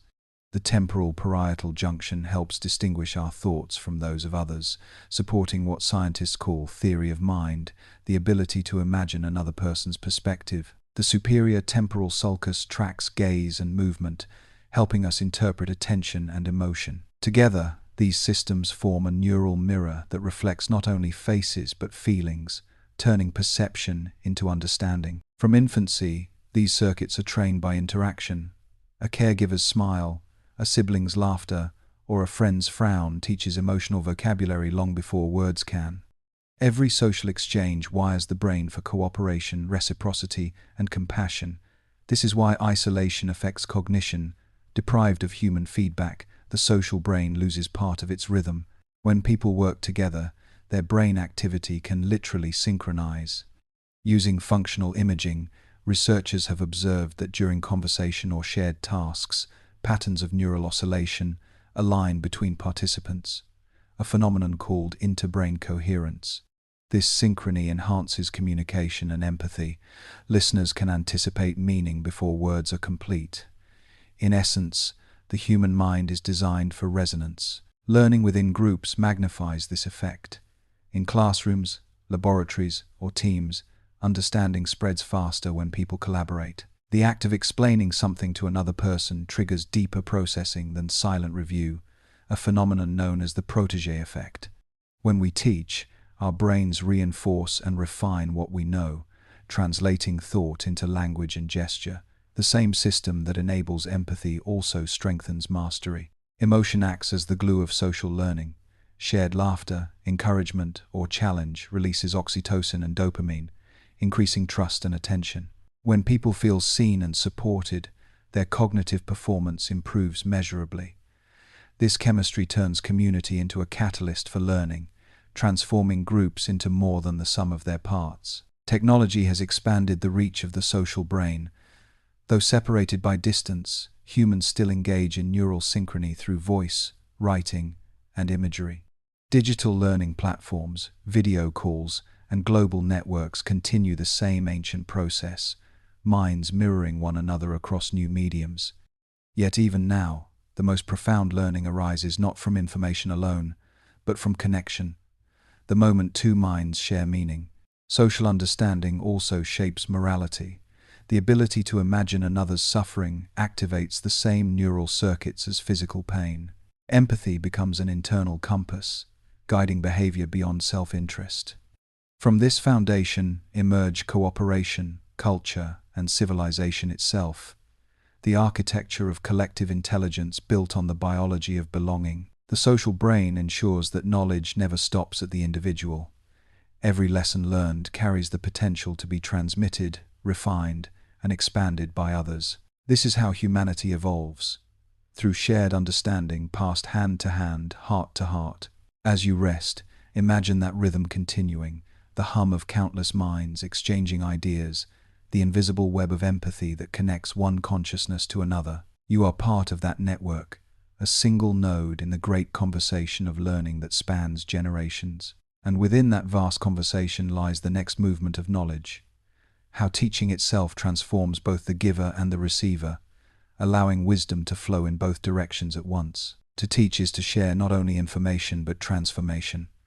Every act of teaching is a bridge, one mind shaping another through the rhythm of language, gesture, and presence. It is one of the most profound expressions of what makes humans unique, the ability to transmit knowledge beyond the limits of individual experience. Through this exchange, learning becomes collective memory. In the brain, teaching activates a remarkable loop. When explaining an idea, a person must retrieve information, organize it, and express it clearly. This process re-engages the neural networks that first learned the concept, strengthening those connections. Studies using brain imaging reveal that during effective teaching, the instructor's neural activity mirrors that of the learner. This phenomenon, sometimes called brain-to-brain coupling, shows that understanding flows both ways. The teacher learns again while teaching. The student learns by receiving that resonance. The act of explaining also engages the prefrontal cortex, responsible for planning and abstraction, and the temporal parietal junction, which manages empathy and perspective-taking. To teach well, one must sense how the other perceives, adjusting tone, pace, and example. In this way, teaching becomes a form of empathy translated into structure. It is not a transfer of data, but a synchronization of minds. Feedback closes the circuit. When a learner responds, through a question, an error, or a moment of clarity, the teacher's brain adapts, refining explanation and approach. Each exchange reshapes both participants. The student's understanding expands, the teacher's comprehension deepens. In this mirrored dance of instruction, the flow of knowledge becomes self-sustaining. Throughout history, teaching has carried the rhythm of humanity's survival. Before books and schools, stories and rituals preserved essential knowledge: how to plant, hunt, heal, and live together. The storyteller was the first teacher, and the campfire was the first classroom. Memory depended not on ink, but on repetition, emotion, and meaning. That ancient form of transmission still lives today in mentorship, apprenticeship, and conversation, the quiet continuity of one generation guiding the next. Modern education echoes these same principles, though now illuminated by science. Research shows that learners who explain concepts to peers retain information far better than those who study alone. Teaching transforms abstract material into lived understanding. When knowledge is rephrased in one's own words, it migrates from short-term memory into the stable architecture of long-term storage. The brain, in teaching, learns to remember differently. Technology may change the medium, but not the essence. A screen, a book, or a voice carries the same ancient impulse: to pass on what has been discovered so that others may begin farther ahead. Even artificial intelligence now participates in this chain, not as replacement but reflection, an echo of humanity's ongoing desire to communicate meaning. At its core, teaching is love made visible through explanation. It is the recognition that understanding grows only when shared. The teacher offers the gift of time, attention, and curiosity. The learner reciprocates with openness and trust. Each becomes student and teacher in turn, part of a continuum stretching back through every generation that has ever sought to know. As you rest, imagine all the unseen threads of teaching still alive around the world: voices sharing stories, hands guiding hands, minds passing light into darkness. This network of learning never ceases. It hums quietly through every conversation and every lesson remembered. And from this vast exchange arises something larger than teaching itself: the memory of entire cultures, the way knowledge persists even as people pass, carried forward by those who continue to listen and to tell. Long before books or data, memory lived in people. It was carried through voice, rhythm, and ritual, stored not in machines but in the minds of those who remembered. Every story told by firelight, every song passed from parent to child, was a form of cultural preservation. This living memory allowed humanity to grow beyond the limits of a single lifetime. The human brain has always been social, but culture gave it continuity. Through tradition, art, and symbol, societies externalized knowledge, creating what anthropologist Merlin Donald called external symbolic storage. The first cave paintings were not decoration, they were archives of experience. Each image of a hunt or a constellation encoded information about survival, season, and spirit. To paint was to remember together. As language evolved, memory gained rhythm and precision. Poetry and song became tools for retention. Ancient epics like those of Homer were recited from memory for generations, sustained by meter and repetition. Rhythm turned language into structure, helping oral cultures preserve vast histories without written words. These patterns were more than art. They were cognitive technology, shaping the neural architecture of collective learning. The invention of writing transformed this process. Clay tablets, scrolls, and books became extensions of the brain, storing information outside the body. This revolution freed memory from the fragility of oral tradition and allowed complexity to multiply. Yet something subtle changed. External memory made remembering easier, but understanding slower. The more we stored outside ourselves, the more we relied on systems rather than intuition. Still, each innovation, ink, print, digital code, extended the reach of thought, linking generations through written time. Culture also remembers through behavior. Customs, rituals, and moral codes are neural scripts passed from mind to mind. When people kneel in prayer, dance in ceremony, or celebrate a new year, they activate patterns older than memory itself. Neuroscientists observing such acts find synchronized activity across brain regions related to movement, emotion, and social bonding. These collective rhythms strengthen identity and belonging, reminding individuals of their place in the larger flow of history. Art and architecture serve the same purpose. A cathedral, a song, or a painting stores the emotional knowledge of an era. Even when their creators are gone, the works continue to teach, invoking awe, curiosity, or reflection. Culture in this sense is humanity's extended nervous system. It carries emotion, memory, and meaning across time. Modern technology has amplified this storage to planetary scale. The internet functions as a shared hippocampus for civilization, capable of preserving almost everything. Yet permanence does not guarantee wisdom. The abundance of stored information can dilute reflection, turning knowledge into noise. What matters most is not what we keep, but what we choose to recall, interpret, and apply. Culture survives through curation as much as accumulation. Cultural memory also provides resilience. Communities recovering from loss rebuild identity through shared narratives. A song sung after tragedy, a ritual repeated after disruption, these acts reassemble coherence from chaos. In remembering together, people reaffirm existence. As you rest, imagine all the silent memories surrounding you. Languages shaped by countless voices, melodies that once echoed through forgotten cities, stories carried forward by generations who refused to let them fade. Every thought you have tonight arises from that inheritance. Culture is the invisible library in which your mind already dwells. And within that library lies one of its most powerful tools, language itself, the vessel through which knowledge travels from one mind to another, binding emotion and reason into the shared rhythm of understanding. Language is humanity's most profound invention and its most natural one. It bridges thought and sound, turning invisible ideas into symbols that can travel from one mind to another. Through language, memory becomes shareable, emotion becomes communicable, and knowledge gains wings. Every word spoken tonight is part of a lineage stretching back tens of thousands of years, a living thread connecting you to those who first named the world. The foundation of language lies in the brain's intricate symphony of regions. Broca's area, near the frontal lobe, coordinates speech production. Wernicke's area, in the temporal lobe, decodes meaning. These two regions are linked by a bundle of fibers called the arcuate fasciculus, allowing comprehension and expression to move in rhythm. When this circuit activates, the brain transforms intention into articulation, thought into sound. Yet language is more than biology. It is the architecture of consciousness itself. Words do not simply describe the world, they shape how we perceive it. The Sapir-Whorf hypothesis, though debated, suggests that grammar and vocabulary influence cognition.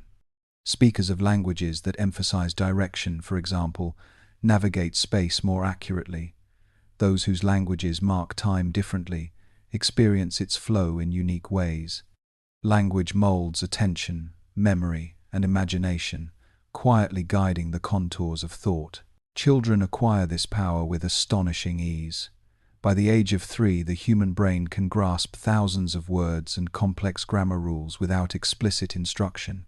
This learning relies on statistical pattern recognition, the ability to detect regularities in speech and predict meaning. As children listen, their neurons tune themselves to the frequencies of sound and rhythm most common in their environment. Each phrase heard becomes a data point in an unconscious experiment, the result of which is fluent communication. Adults retain this capacity, though with more effort. When learning a new language later in life, the brain's auditory maps must expand beyond familiar boundaries.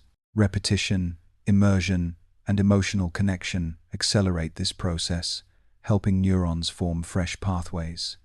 Even accent reduction, once thought impossible after childhood, becomes achievable through sustained auditory and motor training. The adult brain adapts more slowly, but it never loses the ability to change. Language also builds empathy. When we hear words of joy, sorrow, or fear, the same emotional circuits that would activate in our own experience light up in response. A single sentence can alter physiology, slowing the heart, tightening the throat, or releasing relief. Words carry chemistry. They move hormones, regulate emotion, and influence the immune system. The phrase, "I understand," is not only comfort, it is a neurological balm. Collectively, language binds society.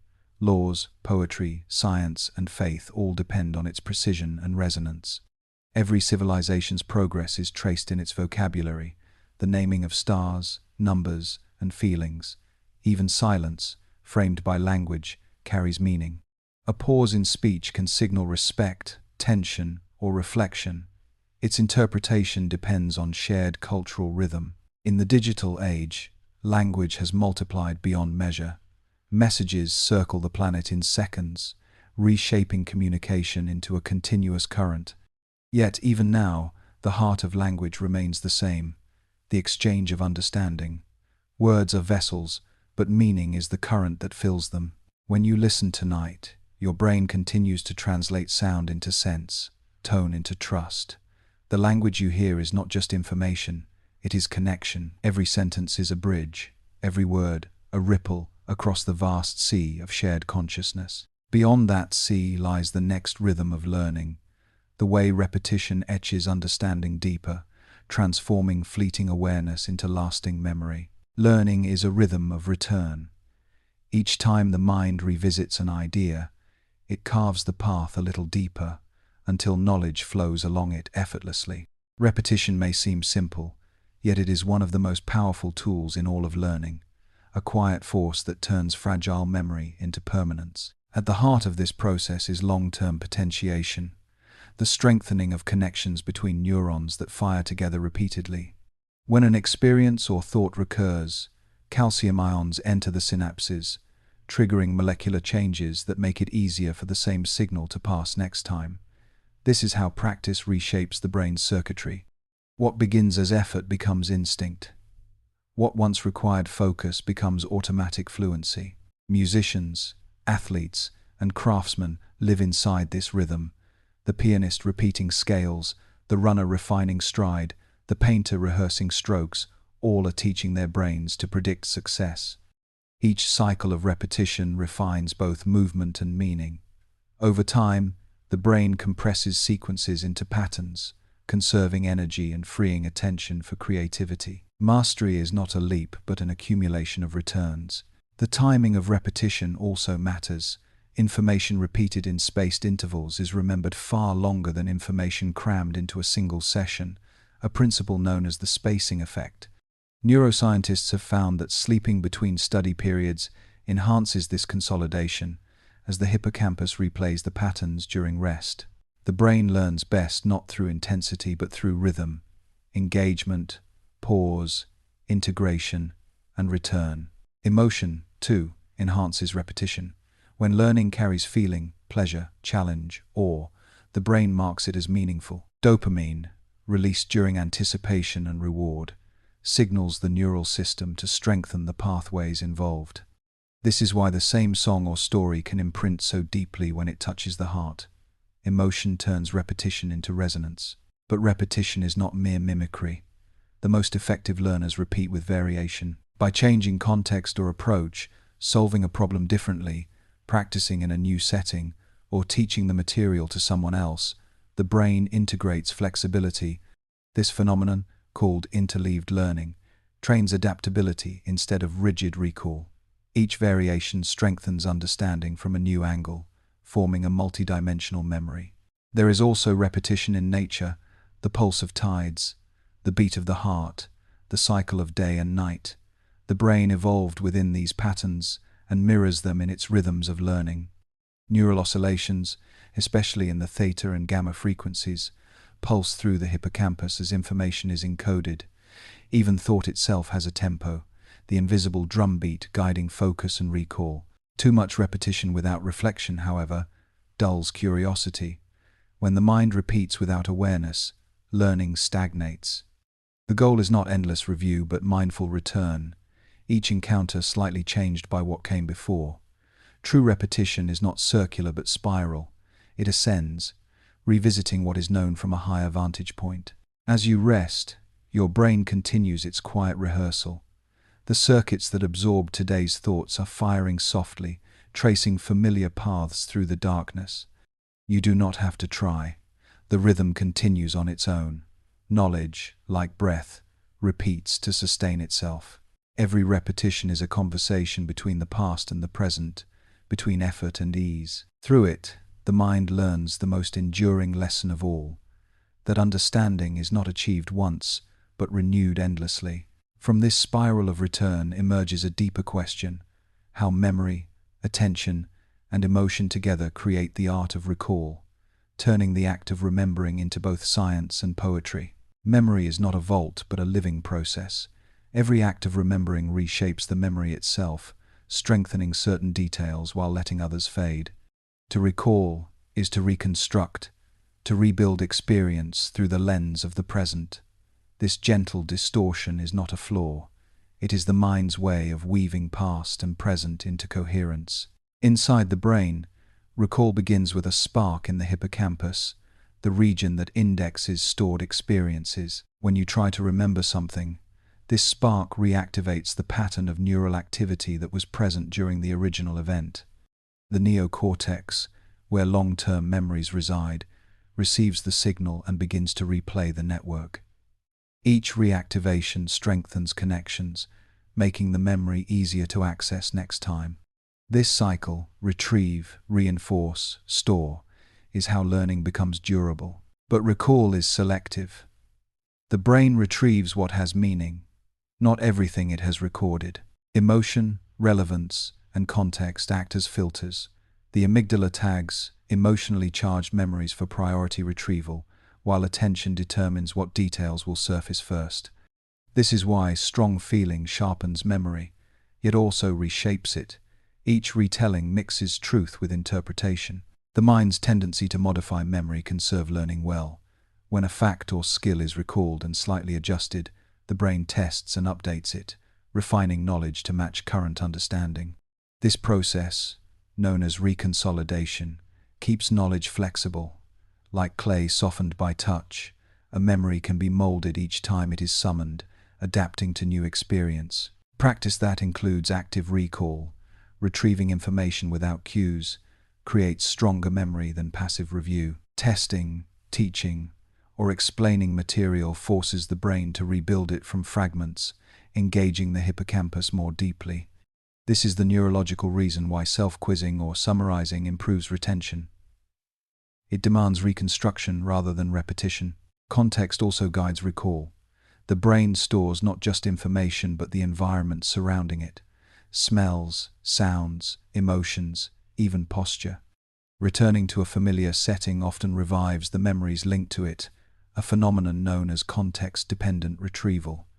The mind does not store facts in isolation, it keeps them woven into the tapestry of life. Sleep plays a final, critical role. During certain stages of rest, especially deep, slow-wave sleep, the hippocampus replays newly learned patterns to the neocortex. By morning, these fragments have been integrated into broader knowledge networks. This nocturnal rehearsal strengthens recall and allows old memories to coexist peacefully with new ones. In this sense, remembering and resting are parts of the same process. Both require release. Forgetting, too, serves a purpose. The brain's capacity to erase or blur detail prevents overload and encourages focus. Unused pathways fade to make room for new connections, ensuring adaptability. What remains are the memories revisited, the ones chosen by repetition, emotion, or relevance. Forgetting is not failure, it is curation. As you drift toward rest, your mind is quietly reviewing the day. Patterns replay, associations strengthen, and fragments align. Each recollection becomes slightly clearer, slightly more integrated into who you are. The art of recall is not about perfection but resonance. It is the ability to revisit experience and find meaning anew. Each act of remembering transforms the learner as much as the memory itself. Beyond recall lies the deeper question of how reflection turns memory into wisdom, how knowledge, once stored, becomes understanding that guides the future rather than repeats the past. Learning does not end when information is stored. It matures through reflection. Reflection is the quiet mirror of the mind, a process of revisiting experience, not to repeat it, but to understand its shape. It transforms scattered knowledge into cohesive insight, linking memory, emotion, and purpose. Without reflection, facts remain fragments. With it, they become meaning. The brain supports this process through networks that bridge internal and external attention. When the default mode network activates, often during rest, daydreaming, or gentle thought, the mind begins to connect past experiences with present understanding. The prefrontal cortex organizes these associations, searching for coherence. Reflection, in this sense, is the brain's method of self-dialogue, a rehearsal for future decisions built from the language of memory. This process deepens learning because it integrates multiple levels of cognition. During reflection, sensory details, emotions, and abstract reasoning converge. A remembered sound may trigger a feeling. That feeling may inspire a new interpretation. The hippocampus retrieves the event, the amygdala colors it with tone, and the frontal regions reframe it. What emerges is not the past itself, but its distilled essence, wisdom extracted through time. Researchers studying metacognition, the awareness of one's own thought processes, find that reflection activates similar neural pathways as learning itself. When people evaluate what they know and what they do not, their brains engage the anterior prefrontal cortex and insular, regions linked to insight and emotional regulation. This dual activation allows self-correction and creative synthesis. Reflection strengthens not only knowledge but judgment. Culturally, reflection has long been regarded as essential to growth. Philosophers, mystics, and scientists alike have turned inward to examine the patterns of their own thinking. The practice of journaling, meditation, or dialogue provides structure for this inward gaze. Neuroscience now shows why these habits endure.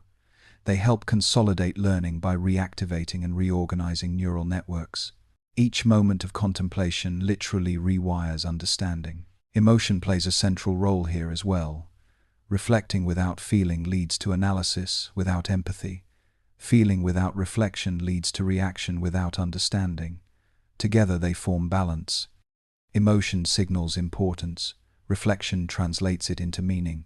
When we ask why something moved us, angered us, or inspired us, we move from reaction to awareness. This shift turns raw experience into conscious growth. Reflection also nurtures creativity. When the mind wanders freely, unexpected connections arise.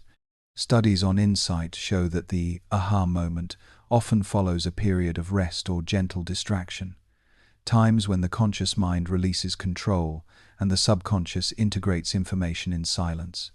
What seems like sudden inspiration is often the final note of long, quiet reflection. As the years pass, the rhythm of reflection deepens. The mind accumulates not only knowledge but the ability to see patterns across time. The same event viewed decades apart may yield entirely new lessons, proof that reflection evolves as the self does. It is learning in dialogue with memory. In this calm, your own mind is already reflecting. Thoughts drift through today's discoveries, linking them with others half-remembered. Each connection softens understanding into wisdom. You do not need to chase meaning. It finds you in stillness. Reflection is the space between knowing and becoming. It is the breath that allows knowledge to settle, the silence in which understanding takes form. Through it, learning finds its purpose, and the mind, its peace. Beyond reflection lies the broader field of integration, where personal insight joins collective understanding and individual thought becomes part of the shared intelligence of humanity. Intelligence is not confined to a single brain. It emerges when minds connect, each adding a fragment of understanding to a larger pattern. From ant colonies to human societies, nature reveals that collaboration creates awareness greater than the sum of its parts. In humanity, this principle reaches its highest expression: collective intelligence, the shared capacity to think, solve, and create together.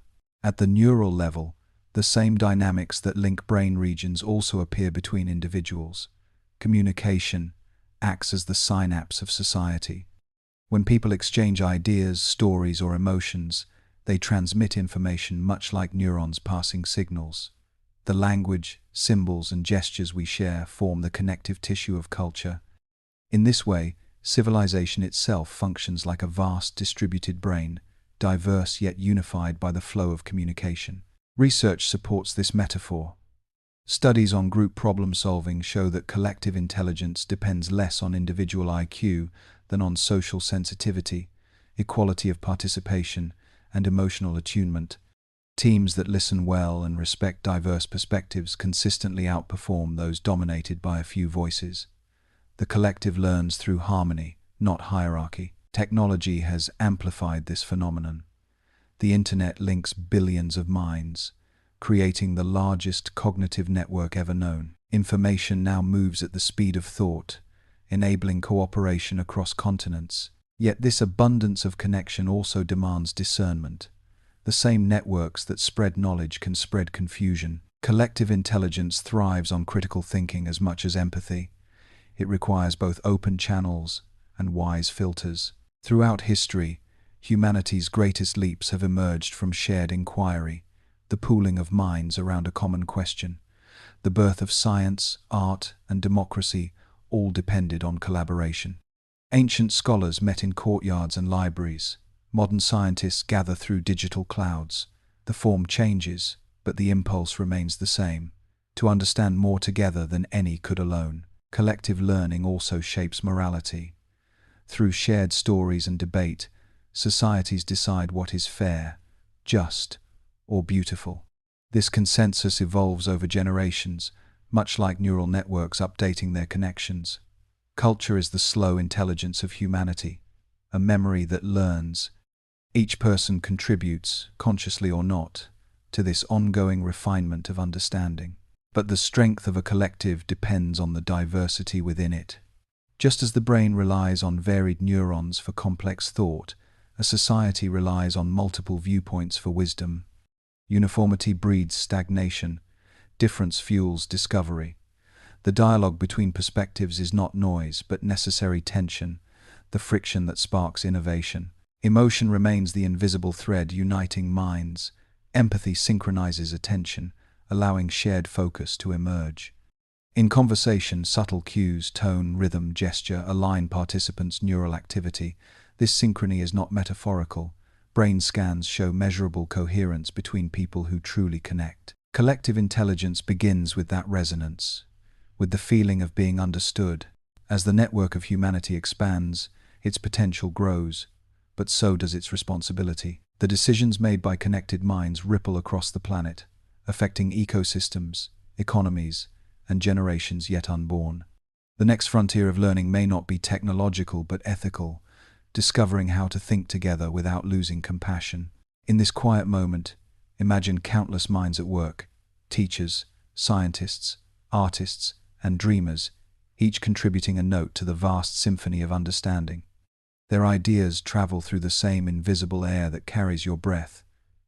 You are part of that symphony, learning and teaching at once. And as the current of collective thought continues, it points toward one final realization: that learning itself is an act of evolution, a living rhythm that connects every human mind to the unfolding intelligence of the universe.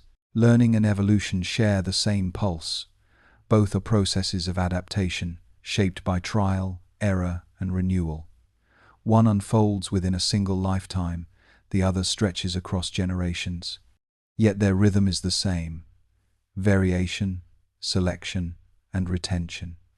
What the mind practices in thought, life practices in time. At the genetic level, evolution experiments with form.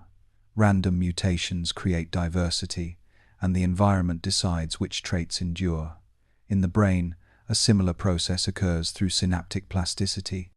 Neural pathways compete for reinforcement. Those that prove useful survive, while others fade.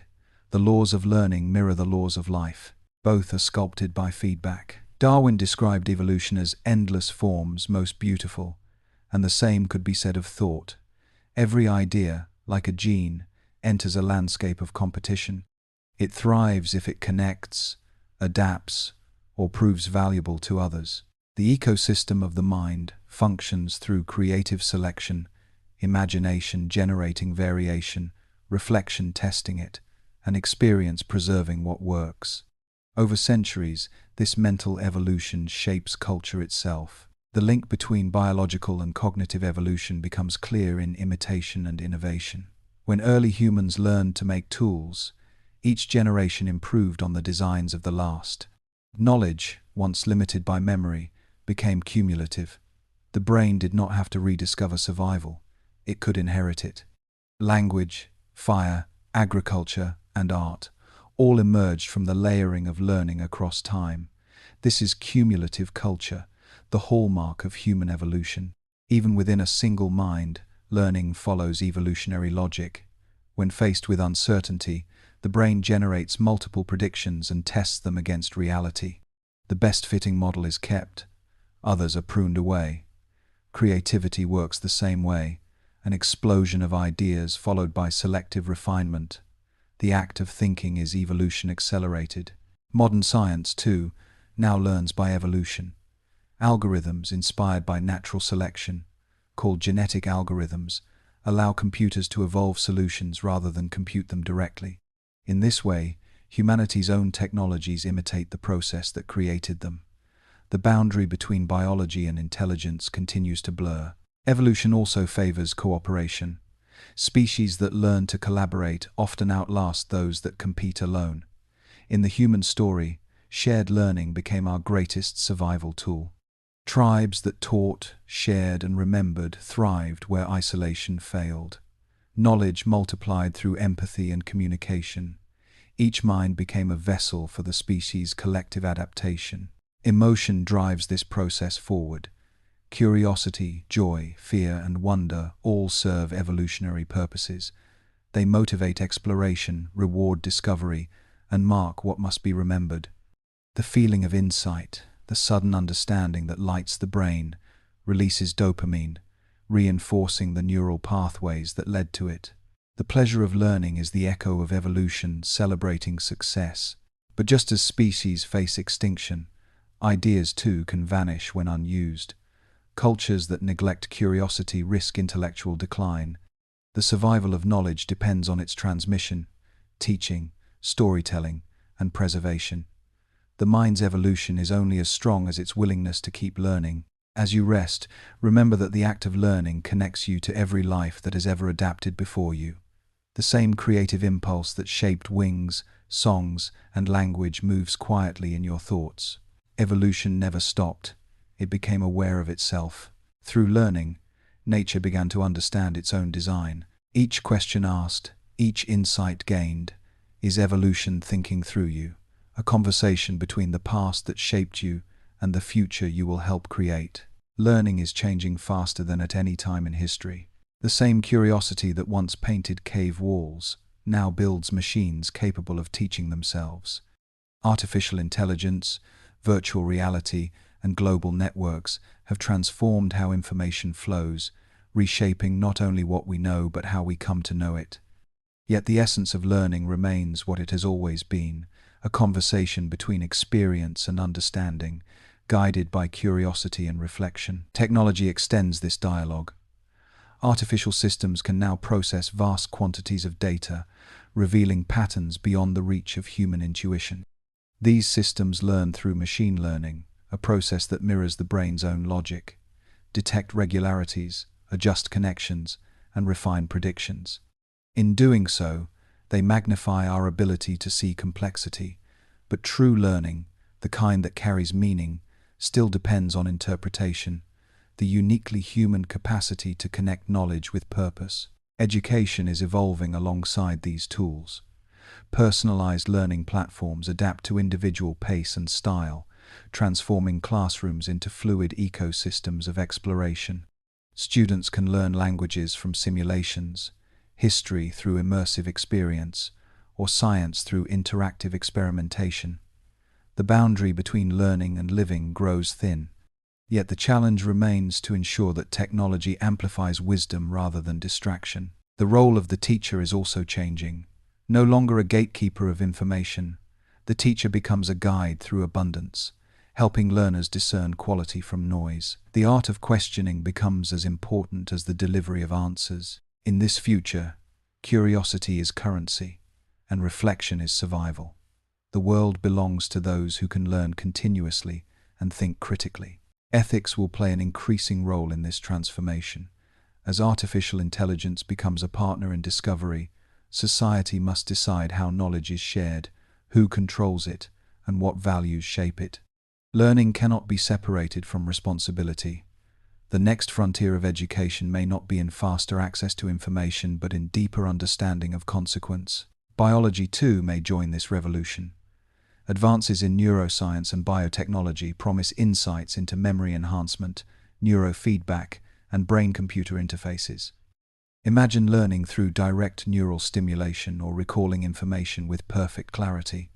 These possibilities raise profound questions. If knowledge can be downloaded, what happens to the journey of discovery? If learning becomes effortless, does wisdom still grow? Amid such possibilities, one truth remains constant.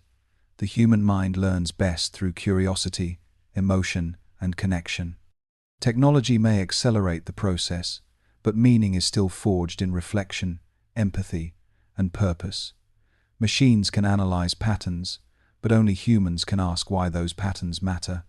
The future of learning will depend not on how much information we collect, but on how well we cultivate understanding. As the world interconnects ever more tightly, collective learning will shape global consciousness. Every innovation, every failure, feeds into a shared evolutionary loop. The challenge is to use this collective power not merely to progress, but to awaken, to learn in ways that preserve the planet, protect dignity, and expand compassion. In this quiet moment, imagine the horizon of learning stretching beyond today's tools. The questions we ask now will echo in the minds of generations yet to come. The act of learning is itself a message to the future. We were here, and we cared to understand.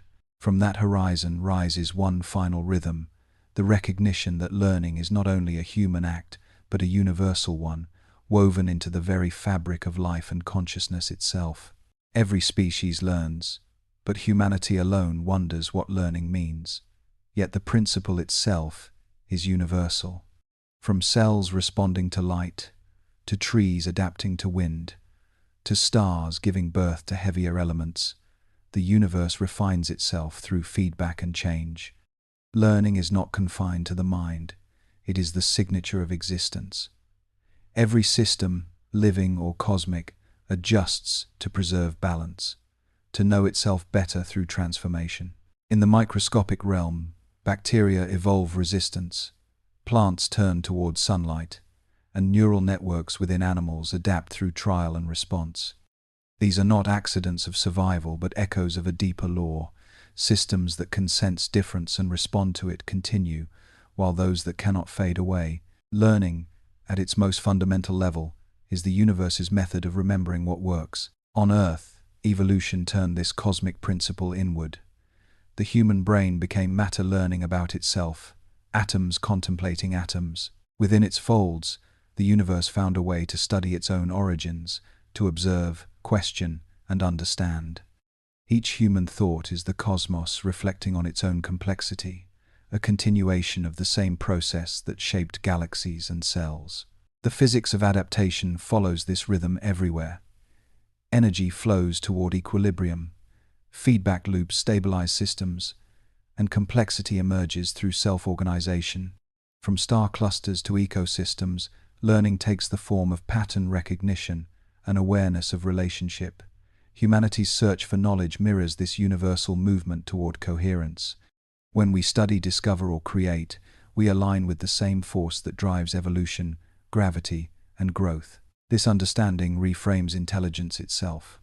the line between nature and mind begins to blur. Forests exchange chemical signals through roots and fungi, forming networks that remember and share resources. Oceans regulate temperature through vast feedback cycles. Even algorithms, human creations, now mimic this self-correcting logic. The universe is filled with learners, each tuned to its environment, each adapting through the quiet conversation of cause and effect. In this light, consciousness appears not as a miracle apart from nature, but as nature's own awakening. The human capacity for curiosity is the cosmos turned inward, asking what it is made of and why it exists. Every experiment, every poem, every question continues the same story, the universe learning itself. Understanding this unity brings humility. The boundary between learner and learned dissolves. To study a star is to trace our own origin. To examine thought is to glimpse the universe at work within us. The teacher, the student, the question, all are expressions of one unfolding intelligence.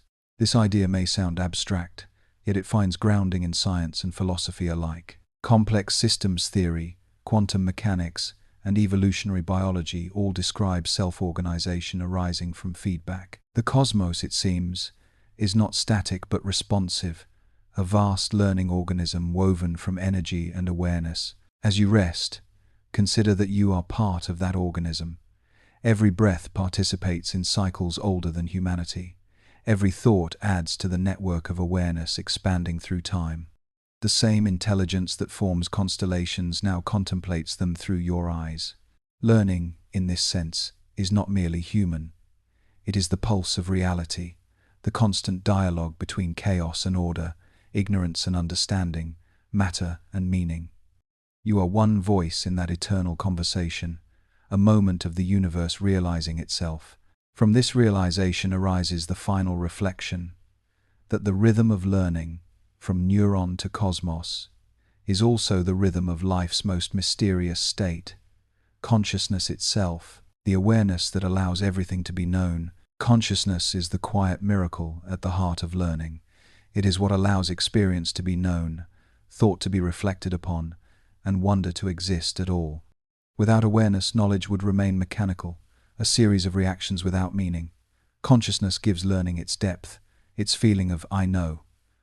Through it, the universe awakens to itself. No one yet fully understands how awareness arises. Scientists and philosophers trace its roots across disciplines, from neurons and quantum fields to emergent complexity and integrated information. The integrated information theory, proposed by neuroscientist Giulio Tononi, suggests that consciousness is the product of systems that process information in highly interconnected ways. Wherever information integrates, experience appears. Under this view, the brain is one of many possible arrangements through which the universe becomes aware. Other thinkers approach the question from the opposite direction, suggesting that consciousness is not a product of matter, but its foundation, that awareness is woven into reality itself. This idea, called panpsychism, holds that even the smallest particles carry a faint shimmer of experience, combining and amplifying as complexity grows. From this perspective, learning does not create consciousness, it reveals it. Between these views lies mystery, but also beauty. Consciousness, whatever its origin, enables the act of observation, and observation changes the observed. Quantum physics demonstrates that particles behave differently when measured, as though awareness itself alters outcome. Whether this is literal or symbolic, the implication is profound. The universe seems to respond to being known. In the human mind, consciousness manifests as inner reflection, the ability to watch thought itself. This self-awareness allows learning to become choice. We can direct attention, question beliefs, and imagine futures beyond instinct. It is consciousness that transforms adaptation into intention. Through awareness, evolution gains direction. Through reflection, learning gains meaning. Neuroscience reveals that consciousness is not housed in one region, but emerges from synchronized activity across the brain. Waves of electrical rhythm connect sensory input, memory, and emotion into a unified field of awareness. These oscillations form the background music of the mind, the continuous hum through which thought and perception dance. Even in deep sleep, traces of this rhythm remain, evidence that consciousness never fully fades but changes its tone. Philosophy, spirituality, and science all converge on the same intuition. Consciousness is relationship. It is the meeting point between subject and object, self and world, observer and observed. It cannot exist alone. It requires connection. Just as learning depends on feedback, consciousness depends on interaction. In knowing, we are known. This realization transforms how we see learning itself. Every insight, every discovery, is an act of participation in the universe's unfolding awareness. When you understand a concept, the cosmos understands itself a little more. Each learner becomes a mirror, reflecting the vast intelligence that made learning possible. As you rest, you are part of that reflection. Your thoughts rise and fall like waves upon the surface of a greater sea of awareness. Beneath them lies stillness, pure consciousness without effort or form. It watches quietly as the rhythms of learning continue within and around you. The journey that began with curiosity ends here, in silence, the point where knowing dissolves into being. The hidden flow of knowledge is not separate from you, it is you. Every heartbeat, every breath, every thought is a pulse in the universe's ongoing act of understanding itself. We from Sleeping with Science wish you a good night.